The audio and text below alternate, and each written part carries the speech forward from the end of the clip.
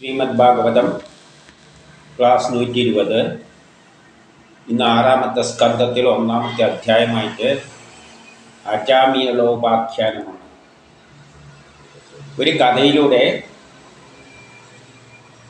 നരകത്തെ പറ്റിയുള്ള ഒരു ശരിയായ വിവരണം നൽകുകയാണ്. യഥാർത്ഥത്തിൽ നരകമൊന്നും ഇല്ല എന്നാണ് വേദങ്ങൾ പറയുന്നത്. പക്ഷേ കഥകൾ കുറച്ച് പൊടിപ്പും തൊങ്ങലും എല്ലാം വെച്ച് പറയുന്നതാണ്. അതിന് ചില ലക്ഷ്യങ്ങളുണ്ട്. മനുഷ്യരെ നന്നാകുന്നുണ്ടെങ്കിൽ നന്നായിക്കോട്ടെ, സാരമുണ്ട്. കുട്ടികൾക്ക് കഥ പറഞ്ഞു കൊടുക്കുന്നത് എന്തിനാണ്? ചില ഉപദേശങ്ങളാണ്, ചില സത്യങ്ങൾ അവരെ ശ്രദ്ധയിൽപ്പെടുത്താൻ വേണ്ടിയാണ്. അതിലൂടെ നല്ലൊരു ജീവിതം നയിക്കാൻ വേണ്ടിയുള്ള ഉപദേശമുണ്ട്. അതുമാതിരി പുരാണ കഥകളും വേദങ്ങളൊന്നും പഠിച്ചാൽ സാധാരണക്കാരനൊന്നും മനസ്സിലാവില്ല. അപ്പോൾ സാധാരണക്കാരൻ ഉദ്ദേശിച്ചാണ് കഥ രൂപത്തിൽ. അവർ നന്നാകുന്നുണ്ടെങ്കിൽ നന്നായിക്കോട്ടെ, ശരിയായ മാർഗ്ഗം ഇതാണ് എന്നെല്ലാം പറയാൻ വേണ്ടിയാണ്. അത് നമ്മൾ കഴിഞ്ഞതിൽ നിന്ന് തന്നെ വ്യക്തമായി. അല്ലാതെ വേദം പറയുന്ന അങ്ങനെ നരകവും ഒന്നും ഇല്ല. കാരണം എന്തുകൊണ്ടാണെന്ന് വെച്ചാൽ ആ ബ്രഹ്മം തന്നെയാണ് നമ്മളായി മാറുന്നത്. നമ്മളിലൊരു ഞാനെന്ന ചിന്ത ഉണ്ടാക്കിയിട്ട് നമ്മളെ കൊണ്ട് കർമ്മം ചെയ്യിപ്പിക്കുകയാണ്. ആ കർമ്മം തന്നെ ദ്വയമായിട്ട്, എല്ലാം ദ്വയമായിട്ടാണ്. അപ്പം നല്ല പാപം ഉണ്ടാവും, കർമ്മം ഉണ്ടാവും, മോശം കർമ്മം ഉണ്ടാവും. ഈ നല്ല മോശം എല്ലാം തീരുമാനിക്കുന്നത് കാലഘട്ടമാണ്. ഗോത്ര കാലഘട്ടത്തിലുള്ള ശരിയല്ല ഇക്കാലത്തെ ശരി. അപ്പം ശരിയും തെറ്റുമെല്ലാം മാറി കാലത്തിനനുസരിച്ച് മാറിക്കൊണ്ട്. അപ്പം ആ ശക്തിയെ സംബന്ധിച്ചിടത്തോളം അതിലൊന്നും താല്പര്യമില്ല. അതിന് ലോകം മുന്നോട്ടേക്ക് പോകണം, നമ്മളിലൂടെ ആക്ട് ചെയ്യുന്നു. പക്ഷേ ദ്വയ സിസ്റ്റത്തിലൂടെയാണ് പോകുന്നത്. അപ്പം എല്ലാത്തിൻ്റെയും എതിരും കാണും. അങ്ങനെ ഒരു സിസ്റ്റമാണ് ഉണ്ടാക്കി വെച്ചിരിക്കുന്നത്. അപ്പോൾ അത് തന്നെയാണ് എല്ലാം ചെയ്യിപ്പിക്കുന്നതെങ്കിൽ പിന്നെ അതിൻ്റെ കുറ്റം നമ്മളെ പരിഗണിക്കേണ്ട കാര്യമില്ലല്ലോ. ഇപ്പം നമ്മൾ മിലിറ്ററിയിൽ ജോലി ചെയ്യുകയാണ്. അവിടെ യുദ്ധത്തിന് വരുമ്പോൾ ആൾക്കാരോട് വെടിവെച്ച് കൊല്ലാൻ പറയുമ്പോൾ വെടിവെച്ച് കൊല്ലും. അതുകൊണ്ട് ഇന്ത്യ ഭരണഘടനയിൽ വെച്ചിട്ട് നമ്മളെ ശിക്ഷിക്കുമോ? നീ ആളെ കൊന്നുകൊണ്ട് എനിക്കെതിരായിട്ട് കേസ്, അതൊന്നും അവിടെ നിലനിൽക്കില്ല. കാരണം അവിടെ അത് ധർമ്മമാണ്. അപ്പം ഈ യുദ്ധം ചെയ്യുന്ന രാജ്യം, വെടിവെച്ച് കൊല്ലുന്ന രാജ്യം നല്ലതാണോ ചീത്തയാണോ എന്നെല്ലാം ചോദിച്ചു കഴിഞ്ഞാൽ ചിലപ്പോൾ അവരൊന്ന് മോശപക്ഷത്തായിരിക്കും. എന്നാലും ജവാനെ സംബന്ധിച്ചിടത്തോളം ആ രാജ്യത്തിൻ്റെ കാര്യം സംരക്ഷിക്കുക, അത്ര മാത്രമേ അർത്ഥമാക്കുള്ളൂ. അല്ലാതെ ഏത് രാജ്യം ശരി ചെയ്യുന്നു തെറ്റ് ചെയ്യുന്നതൊന്നും നോക്കിയിട്ട് യുദ്ധം ചെയ്യാൻ പറ്റില്ല. അപ്പം ശരി തെറ്റുകളൊന്നും അങ്ങനെ അത് കാലത്തിനെല്ലാം അനുസരിച്ചിരിക്കുന്നതാണ്. പക്ഷേ ഇവിടെ അപ്പം കഥരൂപത്തിൽ നല്ല മനുഷ്യൻ ചെയ്യേണ്ട പോകേണ്ട വഴി ഇതാണ് എന്ന് പറയുന്നതെന്ന് മാത്രമേ ഉള്ളൂ. അതിലും അർത്ഥമില്ല. എങ്ങനെ പോകണം എന്ന് അതിൻ്റെ ജാതകത്തിൽ തന്നെ തീരുമാനിച്ചിട്ടുണ്ടാവും, വരിയെ പോകുള്ളൂ. പിന്നെ ആരെങ്കിലും പറഞ്ഞ് നന്നാക്കുന്നതിലൊന്നും ഒരു കാര്യമില്ല. വേദങ്ങളതിലൊന്നും വിശ്വസിക്കുന്നില്ല. അതുകൊണ്ട് തന്നെയാണ് വേദങ്ങളിൽ നിങ്ങൾ ഇങ്ങനെ ജീവിക്കണമെന്നൊന്നും പറയുന്നില്ല. ഇതെല്ലാണ് നല്ല വഴി, മറ്റേത് തെറ്റാണ്. പിന്നെ പേടിപ്പിക്കുന്ന കാര്യത്തിൽ കുട്ടികൾക്ക് കഥയിലൂടെ നമ്മൾ സന്ദേശം കൊടുക്കുന്നത് പേടിപ്പിക്കുകയല്ല ചെയ്യും. അത് വരും ഇത് വരും തന്നെ പറഞ്ഞു.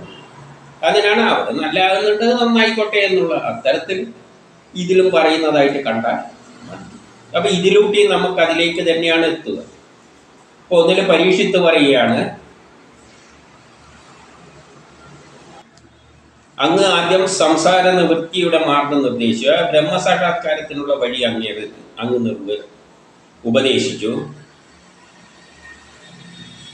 അങ്ങനെ നിവൃത്തി മാർഗത്തിൽ ദിവ്യലോകപ്രാപ്തിയിലൂടെ സംപ്രാപ്തനായ ബ്രഹ്മദേവനോടുകൂടി സംസാരമുക്തി ലഭിക്കും. ബ്രഹ്മദേവനോടുകൂടി. ബ്രഹ്മദേവനാണ് ബ്രഹ്മ വിഷ്ണു മഹേശ്വരന്മാർ. സംസാരത്തിൽ നമ്മൾ ഈ ലോകത്തിൽ കർമ്മം ചെയ്യാനാണ് വന്നിരിക്കുന്നത്. കർമ്മമെല്ലാം ബ്രഹ്മാവിൻ്റെ പരിധിയിൽ വരുന്നതാണ്. അപ്പം ബ്രഹ്മാവ് നമ്മളെ സൃഷ്ടിക്കുന്നതെല്ലാം കർമ്മം ചെയ്യാൻ വേണ്ടിയിട്ടാണ്. അപ്പം ആ കർമ്മം ചെയ്തുകൊണ്ട് തന്നെ സംസാരം മുക്തി നേടണം. അതിനുള്ള വഴിയും പറഞ്ഞു തന്നിട്ടുണ്ട്. നമ്മളെ കർമ്മലം തീരുകയാണെങ്കിൽ നേരെ സന്യാസത്തിലേക്ക് പോകാം. കർമ്മം ബാക്കിയുള്ളവരാണെങ്കിൽ ആ ശക്തിക്ക് വേണ്ടി കർമ്മം ചെയ്തുകൊണ്ട് ജീവിക്കുക. അത് മുക്തിയിലേക്ക് നയിക്കും. ഇന്നലെ 2 പറയുകയാണ്, പ്രകൃതി വാസന നശിക്കാത്തവൻ. എന്നാൽ ആ ഒരു പ്രകൃതിയായിട്ട് അറ്റാച്ച് ചെയ്ത തരത്തിൽ ജീവിക്കുന്ന, അതായത് ബൗദ്ധികവാദികൾ ത്രിഗുണാത്മകമായ രജോ തമോ തമോ സത്വഗുണത്തിലെ ന്യൂട്ടന്റെ ഫസ്റ്റ് സെക്കൻഡ് ആൻഡ് തേർഡ് ലോയിലൂടെ പ്രകൃതി കാര്യത്തെ സാധിച്ചിട്ട്, പ്രകൃതിയിൽ എന്തിനു വേണ്ടിയാണോ നമ്മൾ ജയിച്ചത് ആ കർമ്മങ്ങൾ അവൻ ചെയ്തുകൊണ്ട് വീണ്ടും വീണ്ടും ജനിച്ച് മരിക്കേണ്ടതായ പ്രവൃത്തി മാർഗത്തെ ചെയ്തിരിക്കുന്നു. അപ്പം വീണ്ടും മരിക്കണം, പിന്നെയും ജനിക്കണം, അക്കാലത്തെ ജോലി ചെയ്യണം, മരിക്കണം. അങ്ങനെ ഒരു തൊഴിലാളിൻ്റെ പോലെ ബ്രഹ്മത്തിൻ്റെ ഒരു തൊഴിലാളിയും, ബ്രഹ്മമാണ് ലോകത്തെ സൃഷ്ടിയിലൂടെ പുതിയ പുതിയ സൃഷ്ടികളിലൂടെ ലോകത്തെ മുന്നോട്ടേക്ക് നയിക്കുന്നത്. അതിൻ്റെ ഒരു തൊഴിലാളി കണക്കെ ജനിക്കുന്നു, അടുത്ത ജന്മത്തിൽ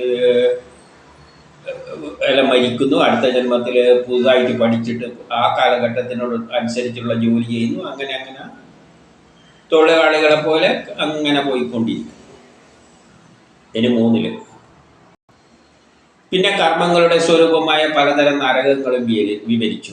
അപ്പോൾ അങ്ങനെ കർമ്മം ചെയ്യുമ്പോൾ സ്വാഭാവികമായിട്ടും തെറ്റുകൾ ഉണ്ടാകും. തെറ്റില്ലാതെ ഒന്നും പാപം ചെയ്യാതെ ഒന്നും ജീവിക്കാൻ പറ്റില്ല. ജീവിതം തന്നെ പാപം തന്നെയാണ്. പാപം എന്ന് പറയുന്നതിൻ്റെ നിർവചനം എന്താണ്? നമ്മൾ എപ്പോഴാണ് കഷ്ടപ്പെടുന്നത് അപ്പോഴാണ് നമ്മൾ പറയുന്നത് നമ്മൾ പാപം എന്തോ ചെയ്തിട്ടുണ്ട്. അപ്പം കഷ്ടതയാണ് പാപത്തിൻ്റെ ഒരു തെർമോമീറ്റർ അളക്കാനുള്ളത്. കഷ്ടത കൂടുമ്പോഴും നമ്മൾ പാപികളാണ്. കഷ്ടത തീരെ ഇല്ലെങ്കിൽ പാപമല്ല, നമ്മൾ പുണ്യാത്മാക്കളാണ്. ഇപ്പം ഏതെങ്കിലും മനുഷ്യൻ പാപം ഇല്ലാതെ ഉണ്ടോ എന്ന് ചോദിച്ചാൽ ആരും തന്നെ ഇല്ല. കാരണം അതങ്ങനെയാണ് സൃഷ്ടിച്ചിരിക്കുന്നത്. അങ്ങനെ ആദ്യമുണ്ടായ സ്വയംഭൂ മന്വന്തരം വിവരിച്ചു. അങ്ങനെ സൃഷ്ടിയുടെ ആദ്യം മുതലുള്ള സ്വയംഭൂ മന്വന്തരങ്ങളെ കാര്യങ്ങൾ വിവരിച്ചു. ഇത് 4:5 പറയുകയാണ്. പിന്നെ പ്രിയംവദ ഉത്താനപാദൻ്റെ വംശത്തെ വിവരിച്ചു. സൃഷ്ടിക്രമം വിവരിക്കുമ്പോൾ പ്രിയംവദനിലും ഉത്താനപാദൻ്റെ എല്ലാം വംശത്തെ വിവരിച്ചു. അതുമായി ബന്ധപ്പെട്ട ദ്വീപുകൾ, ഭൂഖണ്ഡങ്ങൾ, സമുദ്രങ്ങൾ, പർവ്വതങ്ങൾ, വൃക്ഷങ്ങൾ എന്നിവയെല്ലാം വിവരിച്ചു. ഇന്ന ദ്വീപുണ്ട്, 49 ദ്വീപുകളുണ്ട്, അതിലെല്ലാം ഇന്ന വൃക്ഷങ്ങളുണ്ട്, ഇത്ര പർവ്വതങ്ങളുണ്ട്, ഇന്ന നദികളുണ്ട്, അതിൻ്റെ എല്ലാം രൂപമെല്ലാം ഏകദേശം എല്ലാം വിവരിച്ചു തന്നു. സമുദ്രങ്ങൾ, പർവ്വതങ്ങൾ, വൃക്ഷങ്ങളെ അടക്കം. പിന്നെ ജ്യോതിർഗോളങ്ങളെയും അധോലോകങ്ങളെയും എല്ലാം വിവരിച്ചു. സൂര്യനും സൂര്യന് ചുറ്റുമുള്ള ഗ്രഹങ്ങളെ പറ്റി വിവരിച്ചു. ബുധൻ, ശുക്രൻ ഇതെല്ലാം വിവരിച്ചു തന്നു. പിന്നെ അധേലോകം, പാതാള ലോകത്തിൽ ഭൂമിക്കടിയിലുള്ള രാസവസ്തുക്കളുടെ ആറ്റങ്ങളെ പറ്റിയും തന്മാത്രകളെ പറ്റിയും ആ ഘടനയെ പറ്റിയെല്ലാം വിവരിച്ചു തന്നു.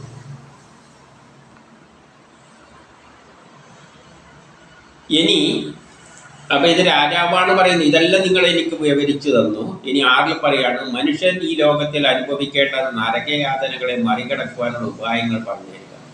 ഇനി ഈ മനുഷ്യനപ്പം നരകത്ത് പാപമുണ്ട്, നരകമുണ്ട് എന്നെല്ലാം പറഞ്ഞല്ലോ, അതിൽ നിന്നുള്ള മറികടക്കാനുള്ള ഉപായം കൂടി പറഞ്ഞു തരികയാണ്. അപ്പം അതും പറഞ്ഞു കൊടുക്കണമല്ലോ, ഉപായം വേണ്ടേ. അപ്പം ശുഗൻ 7 പറയുകയാണ്,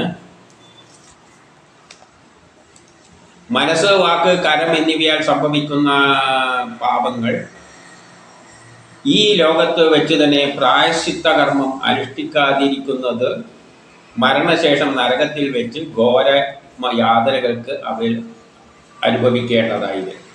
അപ്പം നരകത്തിൽ വെച്ച് വലിയ ഘോര പാപം അനുഭവിക്കേണ്ടതായി. ഏത് ചെയ്താൽ മതി? ഈ ലോകത്തേക്ക് വെച്ച് തന്നെ പ്രായശ്ചിത്തം ചെയ്താൽ മതി. അപ്പം അവിടെ തന്നെ നരകത്തിലേക്കുള്ള വകുപ്പുകൾ 100% തീർന്നു. എന്ത് ചെയ്താൽ മതി? പ്രായശ്ചിത്തം ചെയ്താൽ മതി. ഞാനിങ്ങനെ ചെയ്തു പോയി എന്ന് മനസ്സ് തോന്നിയാൽ മതി. നമ്മൾ ചെയ്യുന്നത്, ഞാൻ ചെയ്തത് തെറ്റാണ് എന്നൊരു ബോധ്യം ഉണ്ടായാൽ തന്നെ മതി പ്രായശ്ചിത്തം. ഞാൻ ചെയ്തത് തെറ്റായിപ്പോയി എന്ന് പറഞ്ഞാൽ തന്നെ, ഹൃദയത്തിൽ തൊട്ട് പറഞ്ഞാൽ തന്നെ മതി. എനിക്ക് നിന്റെ തെറ്റ് മനസ്സിലായാൽ മതി. അപ്പോൾ തന്നെ പിന്നെ നരകത്തിലൊന്നും പോയില്ല എന്നാ പറയുന്നത്. ഈ തെറ്റ് ചെയ്യുന്നവനെല്ലാം അറിയാം ഞാൻ ചെയ്യുന്ന തെറ്റാണ്. ഉള്ളിൽ അവൻ പ്രായച്ചിതോ, എന്ത് ചെയ്യാം, എനിക്ക് ചെയ്യാതിരിക്കാൻ പറ്റൂല, എൻ്റെ ഗതി ഇങ്ങനെയൊക്കെ ഇങ്ങനെ മനസ്സിൽ ആരെന്ത് ചെയ്താലും അത് തെറ്റാണെങ്കിൽ, ധർമ്മത്തിന് വേണ്ടി ചെയ്തതാണെങ്കിൽ നമ്മൾ അതിനിപ്പോൾ അത് പറയില്ല. നമ്മളൊരു നീതിക്ക് വേണ്ടിയിട്ട് എന്താ ചെയ്തെങ്കിൽ അത് പറയില്ല, അല്ല നമുക്ക് തോന്നില്ല. എല്ലാതെ നമ്മളെ സ്വാർത്ഥ ലാഭത്തിന് വേണ്ടിയാണ് എന്തെങ്കിലും ചെയ്യുമ്പോഴാണ് അത് പാപമായി മാറുന്നത്. അപ്പോഴത് മനസ്സ് പറയാ ചെയ്ത് ശരിയായില്ല. ഇപ്പം വിശന്നിട്ട് എനിക്ക് തിന്നാനും കുടിക്കാനും ഒന്നുമില്ല, ഞാൻ ദരിദ്ര പട്ടിണിയായി. അപ്പം ഏതോ കണ്ട ഒരു മാങ്ങ ഞാൻ ജീവൻ നിലനിർത്താൻ വേണ്ടി പറിച്ച് തിന്നു കഴിഞ്ഞാൽ നമുക്കത് തെറ്റാണെന്ന് അധികം തോന്നില്ല. കാരണം എന്തുകൊണ്ടാണ്? എനിക്ക് ജീവൻ നിലനിർത്തണ്ടേ. ഞാൻ ഈ ഭൂമിയിൽ ജനിച്ചതിൽ ഇങ്ങനെ കുറെ ചിന്തകൾ വരും. അപ്പൊ അതങ്ങനെ തെറ്റായിട്ട് തോന്നിയെന്ന് വരില്ല ചിലവർക്കെല്ലാം. കാരണം കൃഷ്ണൻ തന്നെ വെണ്ണ കെട്ടിട്ടുണ്ട്. ആദ്യം തന്നെ വെണ്ണ കെട്ടിയാണ് ചെയ്തത്. അവിടുത്തെ ദരിദ്ര കൃഷ്ണന് വേണ്ടിയിട്ടല്ല, കൃഷ്ണൻ കാലമാണ്. അവിടുത്തെ നരകജീവിന്റെ ജനിക്കുന്ന ജനങ്ങൾ കൂട്ടുകാരുമായിട്ട് കൂടിയിട്ട് അവർക്ക് വേണ്ടിയിട്ടാണ് വെണ്ണ കെട്ടത്. അല്ലാതെ കക്കുന്ന എന്താ നല്ല സ്വഭാവമാണോ എന്ന് ചോദിച്ചു കഴിഞ്ഞാൽ അവിടുത്തെ പാവപ്പെട്ട ജനങ്ങൾക്ക് വേണ്ടിയിട്ടാണ് കൂട്ടം കൂടിയിട്ട് വെണ്ണകെട്ടായിട്ട് ചിത്രീകരിച്ചിരിക്കുന്നത്. അത് തെറ്റാണെങ്കിൽ ഈ ഒരു പുണ്യഗ്രന്ഥത്തിൽ ഇങ്ങനെ എഴുതും. അപ്പൊ അതിന് ചില മീനിങ്ങുകളുണ്ട്. നേരെ മറിച്ച് കൃഷ്ണന് വേണ്ടി കട്ട് കഴിഞ്ഞാൽ അത് വലിയ തെറ്റ് തന്നെയാണ്. കാരണം എന്തുകൊണ്ട്? കൃഷ്ണൻ എന്തില്ലായിട്ടാണ് മോഹിപ്പിക്കാൻ പോയത്? അപ്പൊ കൃഷ്ണൻ ചെയ്തത് മറ്റുള്ളവരെ സംഘടിപ്പിച്ചിട്ട് അവർക്ക് വേണ്ടിയാണ്, അല്ല കൃഷ്ണനല്ല. അപ്പൊ ആ തെറ്റുകൾ വ്യത്യാസമുണ്ട്, അതിൽ ചില മീനിങ്ങുകളുണ്ട്.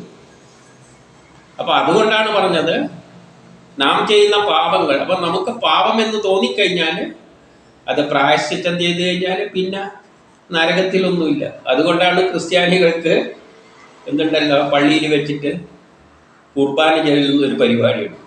ഇതല്ല ഇതിൽ പറഞ്ഞ കണ്ടിട്ട് വന്നതാണോ എന്തോന്നൊന്നും അറിയില്ല. ഇവിടെയാണ് ആദ്യത്തെ ഗ്രന്ഥം ഏതാണ്? വേദങ്ങളാണ്. ഇനി 8 അതായത് യഥാർത്ഥത്തിൽ വേദത്തിലാണ് കുർബാന ചൊല്ലുന്നതിനെ പറ്റി പറയുന്നത്. അത് വേറെ ആളെ മുമ്പിലൊന്നും പറയേണ്ട ആവശ്യമില്ല. വേറെ ആളെ മുമ്പിൽ എന്തിനാ പറയുന്നത്? സ്വയം മനസ്സിൽ പറഞ്ഞാൽ മതി, ഞാൻ ചെയ്തത് തെറ്റായിപ്പോയി എന്ന നിലയിൽ പ്രായശ്ചിത്തം ചെയ്താൽ മാത്രം മതി. എല്ലാം അമ്പലത്തിൽ പോയി പറയണമെന്ന് വെച്ച് കഴിഞ്ഞാൽ അമ്പലത്തിൽ പോയിട്ട് പറയേണ്ടത് ഇതാണ്: ഞാൻ ഇന്ന ദിവസം ഇന്ന തെറ്റ് ചെയ്തിട്ടുണ്ട്, എന്നോട് പൊറുക്കട ഗതികെട്ടുണ്ടാണ് എന്ന് പറഞ്ഞു കഴിഞ്ഞാൽ തീർന്ന്. പക്ഷെ അത് നമ്മളെ ഈ വേദങ്ങൾ കൈകാര്യം ചെയ്യുന്ന ഒരർത്ഥത്തിൽ ഇതുവരെ എടുത്തിട്ടില്ല.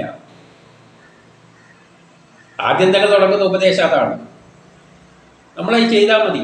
ഉള്ളിൽ മനസ്സിൽ തന്നെ പറയാം, ഇന്ന് എൻ്റെ അടുത്ത് നിന്ന് ഒരു മിസ്റ്റേക്ക് പറ്റിപ്പോയി, മതി. പിന്നെ വേറെ ആൾ ചവിട്ടിൽ ഊതി കൊടുക്കേണ്ട ആവശ്യമൊന്നുമില്ല. കാരണം നമ്മളെ മനസ്സിലാണ്, നമ്മളെ മനസ്സ് തന്നെയാണ് നമ്മളെ പ്രധാനം. നമ്മളെ മനസ്സ് തോന്നിക്കഴിഞ്ഞാൽ തന്നെ, തെറ്റാണെന്ന് തോന്നിക്കഴിഞ്ഞാൽ തന്നെ വേറൊരുത്തനോട് പറയേണ്ട ആവശ്യമൊന്നുമില്ല. അത് അനാവശ്യമായ പ്രശ്നങ്ങളിലേക്ക് പോകും. വേദം ശരിയായ വഴിയാണ് നിർദ്ദേശിക്കുന്നത്. നമ്മളെ മനസ്സിനായാൽ നമ്മളെ തൃപ്തിപ്പെടുത്തണം. നമ്മൾ ചെയ്യുന്നത് ശരിയാണോ തെറ്റാണോ? തെറ്റാണെങ്കിൽ നമ്മളെ മനസ്സിൽ തന്നെ ഏറ്റു പറഞ്ഞാൽ മതി. പിന്നെ നരകമൊന്നും ഇല്ല. ഭാഗവതം വ്യക്തമായിട്ട് പറഞ്ഞു തരികയാണ്. ഇതൊന്നും പിന്നെ ഒരു സംശയത്തിനും ഇടയില്ല. 8 പറയാണ്: മരണത്തിന് മുമ്പ് തന്നെ പാപപരിഹാരത്തിനുള്ള രോഗങ്ങൾ നിദാനം കുറിക്കുന്ന വൈദ്യർ ത്രിദോഷത്തിന്റെ ഏറ്റക്കുറച്ചിലിനനുസരിച്ച് ചികിത്സിക്കുന്നത് പോലെ. ഒരു ഡോക്ടറെ അടുത്ത് പോയി കഴിഞ്ഞാൽ ത്രിദോഷങ്ങളുടെ അടിസ്ഥാനത്തിൽ അതിന് ഇന്ന ഏറ്റക്കുറച്ചിൽ വന്നിട്ടുണ്ട്, അതുകൊണ്ട് ചികിത്സിക്കുന്നത് പോലെ മരണത്തിന് മുമ്പ് തന്നെ പരിഹാരം കണ്ടെത്തണം. പരിഹാരം എന്താണ്? ഇത് തന്നെ മതി, വേറെ ഒന്നും ആവശ്യമില്ല. നമുക്കത്രയും ചെയ്യാൻ പറ്റും, ഭൗതികവാദികൾ. കാരണം പിന്നെയും നമ്മൾ തെറ്റ് ചെയ്യാൻ പോവുകയാണ്. അപ്പം ചെയ്യുന്ന തെറ്റിന് പ്രായശ്ചിത്തം ഞാൻ ചെയ്തു പോയി എന്ന് പറഞ്ഞങ്ങ് വിടണം.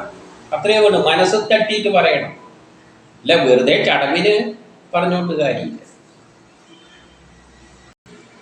അപ്പൊ രാജാവ് ചോദിക്കുകയാണ്: പാപങ്ങൾ കണ്ടും കേട്ടും അറിഞ്ഞിട്ടും വീണ്ടും പ്രകൃതിക്ക് അടിമയായി വീണ്ടും അത് ചെയ്യുമ്പോൾ പാപനിവൃത്തിക്കുള്ള കർമ്മം എങ്ങനെ ശരിയാവും? ഇതെങ്ങനെ ശരിയാവുമെന്ന് ചോദിക്കുന്നത്. ഞാനിപ്പോൾ ഒരു തെറ്റ് ഒരു പ്രത്യേക ഘട്ടത്തിൽ ചെയ്യേണ്ടി വന്നു, ചെയ്തു. ഇപ്പോൾ ഒരു ജീവിനെ പിടിച്ച് തിന്നുന്ന തന്നെ, ചിക്കനെ പിടിച്ച് തിന്നുന്ന തന്നെ മനസ്സിനൊരു ഇതാണ്, തെറ്റാണ്. ഒരു ജീവിയെ കൊന്നിട്ടാണ് നമ്മൾ തിന്നുന്നത്. പക്ഷെ നമുക്ക് തിന്നാതിരിക്കാൻ പറ്റൂലല്ലോ, തിന്നേ പറ്റൂ. അപ്പോൾ എന്ത് ചെയ്യാം? എനിക്ക് വിശക്കുമ്പം വേറെ വഴിയൊന്നുമില്ല, അതുകൊണ്ട് എനിക്ക് തിന്നേണ്ടതായി വന്നു എന്ന് പ്രായശ്ചിത്തം ചെയ്താൽ തന്നെ ധാരാളം മതി. ഇതാണ് ഇപ്പം പറഞ്ഞത്. പക്ഷെ ഇങ്ങനെ നോക്കിയാണെങ്കിൽ ദിവസവും നമ്മൾ പ്രായശ്ചിത്തം ചെയ്യാനേ നേരം ഉണ്ടാവും. പിറ്റത്തെ ദിവസം ഇത് തന്നെയാണ് ചെയ്യുന്നത്. അപ്പൊ ഇങ്ങനെ പ്രകൃതിക്ക് അടിമപ്പെട്ട് നമ്മൾ പ്രകൃതിയുടെ അടിമയാണ്. നമ്മൾ അതിനെ അടിമപ്പെട്ടുകൊണ്ട് നമ്മളിത് ദിവസവും ചെയ്തുകൊണ്ടിരിക്കും, പ്രായശ്ചിത്തം ചെയ്തുകൊണ്ടിരിക്കുക കഴിഞ്ഞാൽ അത് നിവൃത്തി എങ്ങനെയാണ്, ആ കർമ്മം എങ്ങനെയാണ് ശരിയാവുക എന്നാണ് ചോദിക്കുന്നത്. ഒരു ദിവസം മാത്രമല്ല, പലപ്പോഴും ചെയ്യേണ്ടി വരും. അപ്പോൾ നമുക്ക് കിട്ടിയത് അന്യനെ കാണുമ്പോൾ അങ്ങനെയാണ് കൊടുക്കണം എന്ന് വെച്ചാൽ ആകെ ആഴ്ചക്കൊരിക്കൽ കിട്ടിയൊരു ഭക്ഷണമായിരിക്കും. അത് അന്യം വരുമ്പോൾ എടുത്ത് കൊടുത്തു കഴിഞ്ഞാൽ പിന്നെ നമ്മൾ ചിലപ്പോൾ ഒന്നും ഉണ്ടാവില്ല. ഒരു 4-5 പേര് ഒക്കെയാണ് വിശന്നിട്ട്. അപ്പം ചിലപ്പോൾ നമ്മളെ ജീവിതത്തെ രക്ഷിച്ചിട്ടേ കൊടുക്കുകയുള്ളൂ. അല്ലാതെ കൊടുത്തു കഴിഞ്ഞാൽ അങ്ങനത്തെ മനുഷ്യൻ എത്രയാണ് ഉള്ളത്? അപ്പം നമ്മളെ വിശപ്പ്, നമ്മൾ ജീവിക്കേണ്ട ജീവൻ പോകുന്ന കാര്യത്തിൽ വിശപ്പിൽ കിടക്കുകയാണ്. ഇപ്പം ചുറ്റും ആൾക്കാരുണ്ട് അതേമാതിരി വിശന്ന് കിടക്കുന്നു, നമുക്കൊന്ന് കിട്ടി. അപ്പം ആദ്യം നമ്മളെ ശരീരത്തിൻ്റെ വിശപ്പ് തീർത്തിട്ടല്ലേ, അല്ലാതെ എല്ലാവർക്കും അതിനെ വീതിച്ചു കൊടുത്തു കഴിഞ്ഞാൽ പിന്നെ എന്താ ചെയ്യുക? അപ്പോൾ അങ്ങനെ ചില നിമിഷങ്ങളിൽ നമ്മൾ ചെയ്യേണ്ടി വരും. പാപം തന്നെയാണ് ചെയ്യേണ്ടി വരിക. പക്ഷെ ആ പാപത്തിന് പ്രായശ്ചിത്തം ചെയ്യുക. പക്ഷെ ജീവിതത്തിൽ എന്നും ഇത് സംഭവിക്കാൻ പോവുകയാണ്. അപ്പൊ എപ്പോഴും ഇത് ചെയ്തുകൊണ്ടിരിക്കുന്നതിന് വല്ല കാര്യമുണ്ടോ എന്നാണ് രാജാവ് ചോദിക്കുന്നത്. കാരണം നമ്മൾ പാപികളായിട്ടാണ് ജനിച്ചിരിക്കുന്നത്, എപ്പോഴും പാപം ചെയ്യാൻ വിധിച്ചത്. അതുകൊണ്ടാണ് ബൈബിളിൽ ഇത് കണ്ടിട്ടായിരിക്കോ പറഞ്ഞതെന്ന് എനിക്കറിയില്ല. നമ്മൾ പാപികളായിട്ടാണ് ജനിച്ചിരിക്കുന്നത്, ഇതെല്ലാം കണ്ടുകൊണ്ടായിരിക്കാം.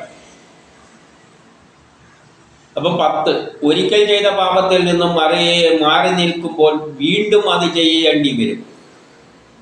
ചിലപ്പോൾ ഒരിക്കലേ ചെയ്ത പാപത്തിൽ നിന്നും നമ്മൾ തെറ്റായിട്ട് അതിൽ നിന്ന് മാറി.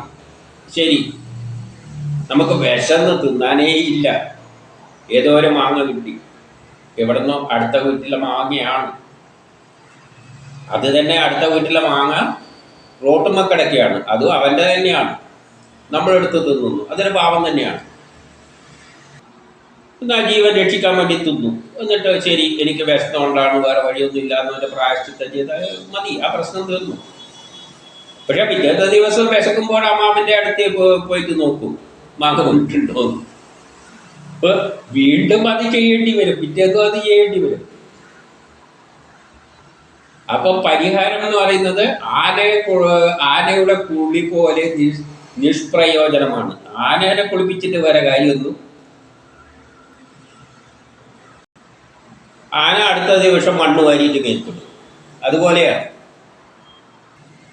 ഇപ്പൊ 11 ശുകം പറയാണ്, ജ്ഞാനിയല്ലാത്തവൻ കർമ്മം കാമത്തിനനുസരിച്ച് ചെയ്യുമ്പോൾ പാപം അതിൻ്റെ കൂടെ ഉണ്ടാകും.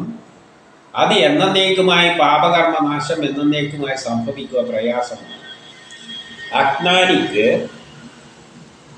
കാമത്തിനനുസരിച്ച്, നമ്മളെല്ലാം അജ്ഞാനികളാണ്. അജ്ഞാനി എന്ന് പറയുന്നത് ഈ ബ്രഹ്മരഹസ്യം മനസ്സിലാക്കുന്നവനാണ്. ഇതെല്ലാം ആ ശക്തിവിശേഷം ഒരു മായാലും നമ്മളെ ഞാനെന്ന ചിന്തയുണ്ടാക്കിയിട്ട് നമ്മളെ കൊണ്ട് കർമ്മം ചെയ്യിപ്പിക്കാൻ വേണ്ടി ചെയ്യുന്നതാണ് എന്നെല്ലാം മനസ്സിലാക്കിയ ഒരു വ്യക്തിയാണ് ജ്ഞാനി.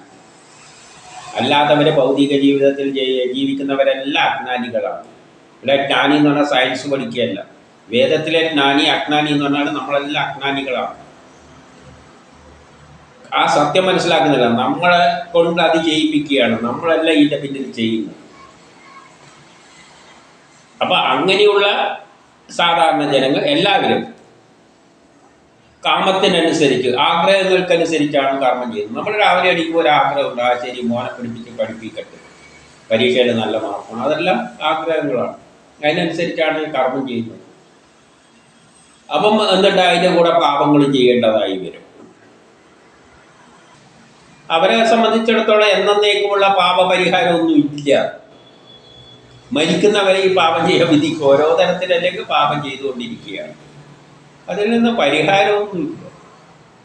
ശരിയായ പാപനാശം എന്ന് പറഞ്ഞാൽ ആധ്യാത്മികത മാത്രമാണ്. ആധ്യാത്മികത ദൈവത്തെ വരിച്ചുകൊണ്ട് നടക്കലല്ല, ജ്ഞാനം നേടുക, ഈ ഭൗതിക ലോകവുമായിട്ടുള്ള എല്ലാ ബന്ധവും ഉപേക്ഷിച്ചിട്ട് പോയിക്കൊള്ളുക, ബ്രഹ്മസാക്ഷാത്കാരം. അതാർക്കേ പറ്റുള്ളൂ?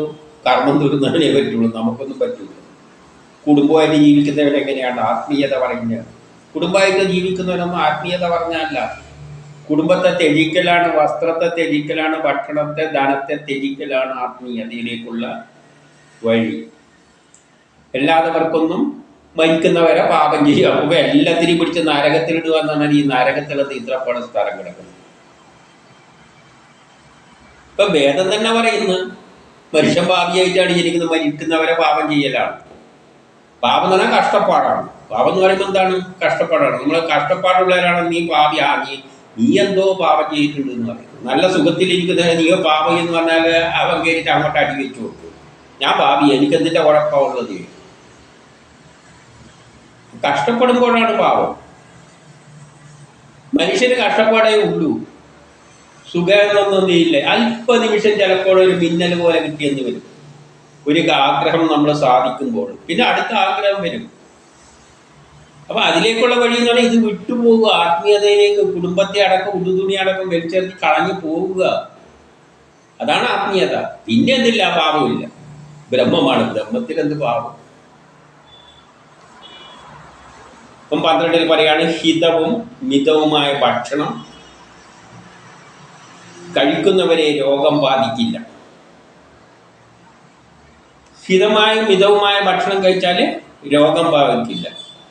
അപ്രകാരം ആത്മനിയന്ത്രണം പാലിക്കുന്നവൻ സാവധാനം തത്വജ്ഞാനിയാണ്. അതുകൊണ്ട് ആത്മനിയന്ത്രണം പാലിച്ചു കഴിഞ്ഞാൽ നമ്മൾ തത്വജ്ഞാനം ബ്രഹ്മത്തിലേക്ക് അടുക്കും. ഭക്ഷണം നിയന്ത്രിച്ചാൽ കുറേ രോഗങ്ങളെല്ലാം മാറും. ഇപ്പോൾ ഉദാഹരണമായിട്ട് ഷുഗറിൻ്റെ കംപ്ലൈൻറ്റ് ഉണ്ടെങ്കിൽ തന്നെ വിശക്കുമ്പോൾ മാത്രം ഭക്ഷണം കഴിച്ചു കഴിഞ്ഞാൽ ഒരു പരിധി വരെ ഷുഗറിൻ്റെ അളവെല്ലാം നിയന്ത്രിക്കാൻ പറ്റുമെന്നാണ് തോന്നുന്നത്. അപ്പം ഭക്ഷണത്തിലൂടെ തന്നെ നമ്മളെ ഷുഗറെല്ലാം വരുമ്പോൾ ഭക്ഷണത്തിൽ തന്നെയല്ലേ നിയന്ത്രണം പറയുന്നത്. അത് കഴിക്കരുത്, ഇത് കഴിക്കരുത്, പഞ്ചസാര ഒഴിവാക്കണം, ഇതെല്ലാം തന്നെയല്ലേ. ഹൃദ്രോഗം ഉണ്ടെങ്കിൽ ഇന്ന കഴിക്കരുത്. അപ്പം ഭക്ഷണത്തിന് രോഗങ്ങളുമായിട്ട് വലിയ ബന്ധമുണ്ട്. അത് നിയന്ത്രിച്ചാൽ തന്നെ, അതുപോലെ തന്നെ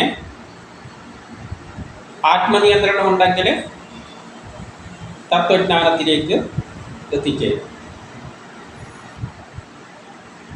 അപ്പോഴേ പാപത്തൊന്നും മുക്തമാകാൻ പറ്റൂല. ഒരു പാപം പിന്നെ ഇങ്ങനെ കണ്ടിന്യൂസ് വരുന്നു പറഞ്ഞതിൻ്റെ ശേഷം സാധാരണ ഭൗതിക ജീവിതത്തിൽ 13-14 എന്താണ് പറയുന്നത്? മനസ്സിനെ ഏകാഗ്രമാക്കുക, ശ്രീസംഗമെല്ലാം ഒഴിവാക്കുക. അതായത് ദാമ്പത്യത്തിൽ ആ ശ്രീസംഗം തന്നെയാണ് ഒഴിവാക്കേണ്ടത്. പിന്നെ മനോനിയന്ത്രണം, ദാനം, സത്യം, ശുചിത്വം, അഹിംസ, ജപം, ശ്രദ്ധ എന്നിവയോടെ ഇരിക്കുന്നവൻ്റെ പാപം എത്ര തന്നെ പെരുത്തതായാലും അഗ്നി ഓടക്കാടിനെ നശിപ്പിക്കുന്ന പോലെ നശിപ്പിക്കുന്നു. ചുരുക്കത്തിൽ ദാമ്പത്യപരമായ കാര്യങ്ങളെല്ലാം ഒഴിവാക്കിയിട്ട് ഏകാഗ്രമായിട്ട് എവിടെ പോയി ഇരുന്ന് കഴിഞ്ഞാൽ അത് തന്നെയാണ് സന്യാസത്തേക്കുള്ള തുടക്കം. അതാണ് പാപത്തൊന്ന് മുക്തമാക്കാനുള്ള വേറെ വഴി. അല്ലാതെ നിങ്ങളെ സ്വഭാവം അഡ്ജസ്റ്റ് ചെയ്താൽ മതി, നിങ്ങൾ ഇങ്ങനെ ആയാൽ മതി, ഭക്തനായാൽ മതി, ഇങ്ങനെയൊന്നും അല്ല ഇവിടെ പറയുന്നത്. സ്ത്രീകളായിട്ടുള്ള ബന്ധം ഒഴിവാക്കുക, എന്നിട്ട് ഏകാന്തമായി എവിടെയും കൊണ്ടുപോയി ഇരിക്കുക. അതായത് ആത്മീയതയിലേക്ക്, സന്യാസത്തിലേക്കുള്ള വഴി മാത്രമേ ഇതിന് പാപത്തൊന്ന് മുക്തമാകാനുള്ള വഴിയുള്ളൂ. അല്ലാതെ സ്വഭാവം നിയന്ത്രിച്ച് നല്ല സ്വഭാവത്തിൽ വളരണം, അങ്ങനെ ആയിരിക്കണം, അച്ഛനെ നോക്കണം, അമ്മേനെ നോക്കണം, ഇതൊന്നും പറയുന്നതിനൊന്നും ഒരർത്ഥമില്ല. കുടുംബം പോറ്റണം, ഇതൊന്നും പറയുന്നതല്ല ഇവിടെ. അതൊന്നും അല്ല പറയുന്നത്. അങ്ങനത്തെ സാരോപദേശങ്ങളും അല്ല. ആത്മീയത എന്ന് പറഞ്ഞാൽ അതൊന്നും അല്ല. കുടുംബമെല്ലാം ഉള്ള ബന്ധം, ഞാൻ എൻ്റേത് എന്ന ചിന്ത ഒഴിവാക്കിക്കൊണ്ട് ഭൗതിക സുഖങ്ങളുടെ പിന്നാലെ പോകാതെ കളഞ്ഞു കെട്ടിപ്പോകും. അത് മാത്രമേ ഉള്ളൂ. എല്ലാത്തിലും പാപം ഉണ്ടാവും. 15 എന്താണ് പറയുന്നത്? ഭഗവാനെ മാത്രം ആശ്രയിച്ചിട്ട് ഭക്തിയോടെ കഴിയുക. എപ്പോഴും ഭഗവാന്റെ ചിന്തയായിട്ട് മാത്രം, കുടുംബത്തെ പറ്റിയില്ല, ഒന്നിനെ പറ്റിയില്ല ചിന്തയാതെ ഭഗവാനെ മാത്രം ചിന്തിച്ചുകൊണ്ടിരുന്നു കഴിഞ്ഞാൽ സൂര്യ മൂടൻ മഞ്ഞിനെ ഇല്ലാതാക്കുന്ന പോലെ പാപത്തെ ഇല്ലാതാക്കും. അപ്പം പാപത്തെ ഇല്ലാതാക്കാനുള്ള വഴി എന്ന് പറഞ്ഞാൽ ഭൗതിക ലോകമെല്ലാം ഉപേക്ഷിച്ചിട്ട് പോവുക തന്നെ, കുടുംബമെല്ലാം ഉപേക്ഷിച്ചിട്ട് പോവുക തന്നെ. അപ്പം ഭൗതികവാദികൾക്കൊന്നും പാപത്തെ ഇല്ലാതാക്കാനൊന്നും പറ്റില്ല. പിന്നെ എന്താണ്? പാപം ചെയ്തു കഴിഞ്ഞാൽ പ്രായശ്ചിത്തം ചെയ്യാൻ ഞാനിങ്ങനെ ചെയ്തു പോയിട്ടുണ്ട്, അത് മനസ്സിൽ തന്നെ ചെയ്താൽ മതി. അതല്ലാതെ വേറെ ഒന്നും ചെയ്യാൻ, അത് ചെയ്താൽ തന്നെ എന്ത് പറയുന്നു? പ്രശ്നമെല്ലാം തീർന്നു, പാപമെല്ലാം പോയി. മനസ്സിലെങ്ങനെ പറഞ്ഞേച്ചാൽ ഇത് ഞാൻ ചെയ്ത തെറ്റാണ്, എന്നോട് ക്ഷമിക്കണം. അടുത്ത നിമിഷവും വേറെ പാപം ചെയ്യും, എന്നേലും ചെയ്തോളൂ. ഇതേ ഉള്ളൂ. പിന്നെ വേറെ എല്ലാം പറഞ്ഞ് പോയി ഗംഗയിൽ പോയി, മുങ്ങുന്ന നദിയിൽ പോയി ഒന്ന് പോയി കുളിച്ചാൽ മതി. അല്ല വേറെ എന്താണ് വഴിയുള്ളത്? ഭാവിയായിട്ടാണ് ജനിച്ചിരിക്കുന്നത്. ഇതെല്ലാം സിമ്പിൾ കാര്യമാണ്. അപ്പോൾ പാപം മാറണമെങ്കിൽ വലിയ വലിയ പരിപാടികളൊന്നും ഇവിടെ ഒന്നും മനസ്സിലൊന്ന് ചിന്തിച്ചാൽ ആ ചെയ്ത തെറ്റാണ്, ക്ഷമിക്കണം, ഇത്ര പറഞ്ഞാൽ എന്നോട് കൊടുക്കണം എന്ന് മാത്രം പറഞ്ഞാൽ മതി. വേറെ ഒരു പരിഹാരവും വേണ്ട. അല്ലെങ്കിൽ വല്ലപ്പോൾ പറയുന്ന നദി പോയി കുടിച്ചാൽ മതി, പാപമെല്ലാം നീങ്ങും. പിന്നെയും പോയി ചെയ്യും, പിന്നെയും പാപം നീക്കുക. ഇങ്ങനെ മരിക്കുന്നവരെ പാപം നീക്കി പോകും. അല്ല സ്ഥിരമായിട്ട് പാപം നീക്കണ്ടെങ്കിൽ കുടുംബത്തെ അടക്കം ഉപേക്ഷിച്ചിട്ട് പോയിക്കോളും, കുടുതണി അടക്കം ഉപേക്ഷിച്ചു. പിന്നെ 14 പറയുന്ന പാപമുള്ളവർ തിരുവടിയുടെ ദാസന്മാരുടെ സേവനം കൊണ്ട് ശ്രീകൃഷ്ണ പരമാത്മാവിൽ മനസ്സുറപ്പിച്ച് വിശുദ്ധനാകുന്നു. അപ്പോൾ ഇത്തരം ഭക്തന്മാരുണ്ടാവും, ശുദ്ധമായിട്ട് ഇതെല്ലാം ഉപേക്ഷിച്ചിട്ട് ഈ വഴിയിൽ സഞ്ചരിക്കുന്നവരെ പിന്നാലെ നമ്മൾ പോകുക. അപ്പോൾ ആ പ്രശ്നം തീർന്നു. അതിന് പകരം തപശ്ചര്യ കൊണ്ടൊന്നും വേറെ പരിപാടിയൊന്നും നടക്കും. തപസ് എന്നാണ് ഏതൊക്കെ ഒന്നിനെ ഉദ്ദേശിച്ചുകൊണ്ട് അതിൻ്റെ മനസ്സതിനെ മാത്രം അർപ്പിച്ചുകൊണ്ട് നീങ്ങുന്നത്. അതുകൊണ്ടൊന്നും ഒരു കാര്യമില്ല.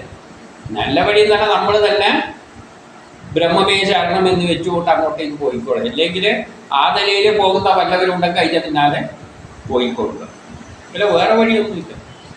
17 അതിനാൽ ഭക്തിമാർഗം സുഖം നൽകുന്നതും അങ്ങനെ ഭക്തി ഭഗവാനിൽ മാത്രം ചിന്ത അർപ്പിച്ചുകൊണ്ട് പോകുക. അപ്പോൾ ഒന്നിൻ്റെയും ഭയാശങ്ക ഉണ്ടാവില്ല. സ്വർഗത്തെ പറ്റിയോ നരകത്തെ പറ്റിയോ ഒരു ചിന്തയുടെ, നരകത്തിലെ ഭയത്തെ പറ്റി ഒന്നും ചിന്തിക്കേണ്ട ആവശ്യമില്ല. ഭഗവാനെ പറ്റി ചിന്തിച്ചുകൊണ്ട് ഒരൊറ്റ പോക്കങ്ങ് പോയാൽ.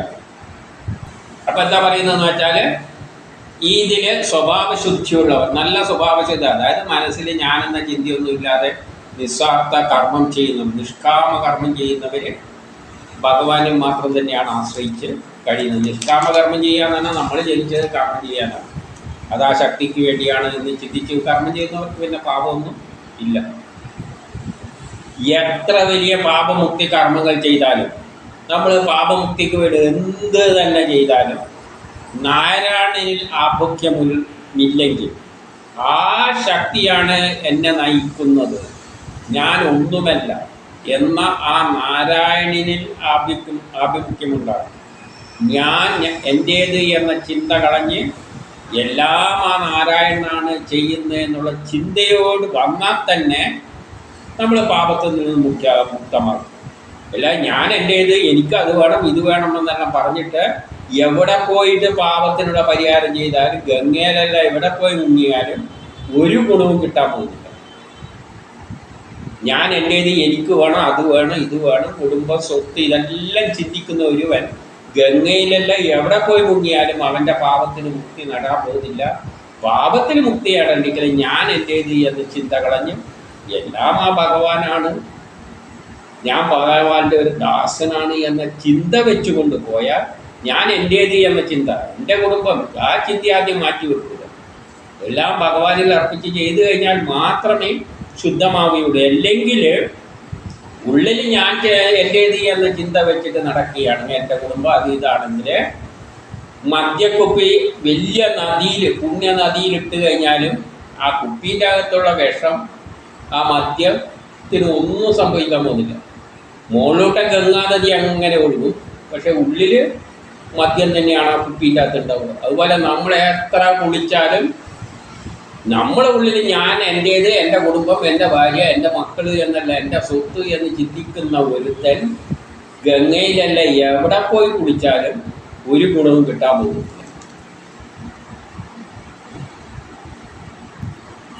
19 പറയുകയാണ്, ഒരിക്കലെങ്കിലും ശ്രീകൃഷ്ണ ഭഗവാന്റെ ആ ശക്തിയുടെ ഗുണവൈഭവങ്ങളിൽ ആസക്തനായി ആ ഈശ്വരനിലുള്ള ചിന്ത അർപ്പിച്ചുകൊണ്ട് നമ്മളെ ചിന്ത ഭൗതിക കാര്യങ്ങളിൽ നിന്നെല്ലാം വിട്ട് ആ ഈശ്വരനിലേക്ക് ഒരു നിമിഷമെങ്കിലും ഒരിക്കലെങ്കിലും ഉറപ്പിക്കാൻ പറ്റിയ ആ ഒരു അനുഷ്ഠാനം കൊണ്ട് തന്നെ, ആ ഒരു പ്രായശ്ചിത്തത്തോടു കൂടി തന്നെ പിന്നെ സ്വപ്നത്തിൽ പോലും അന്തകന്മാരെ കാണൂല്ല എന്നാണ് പറയുന്നത്.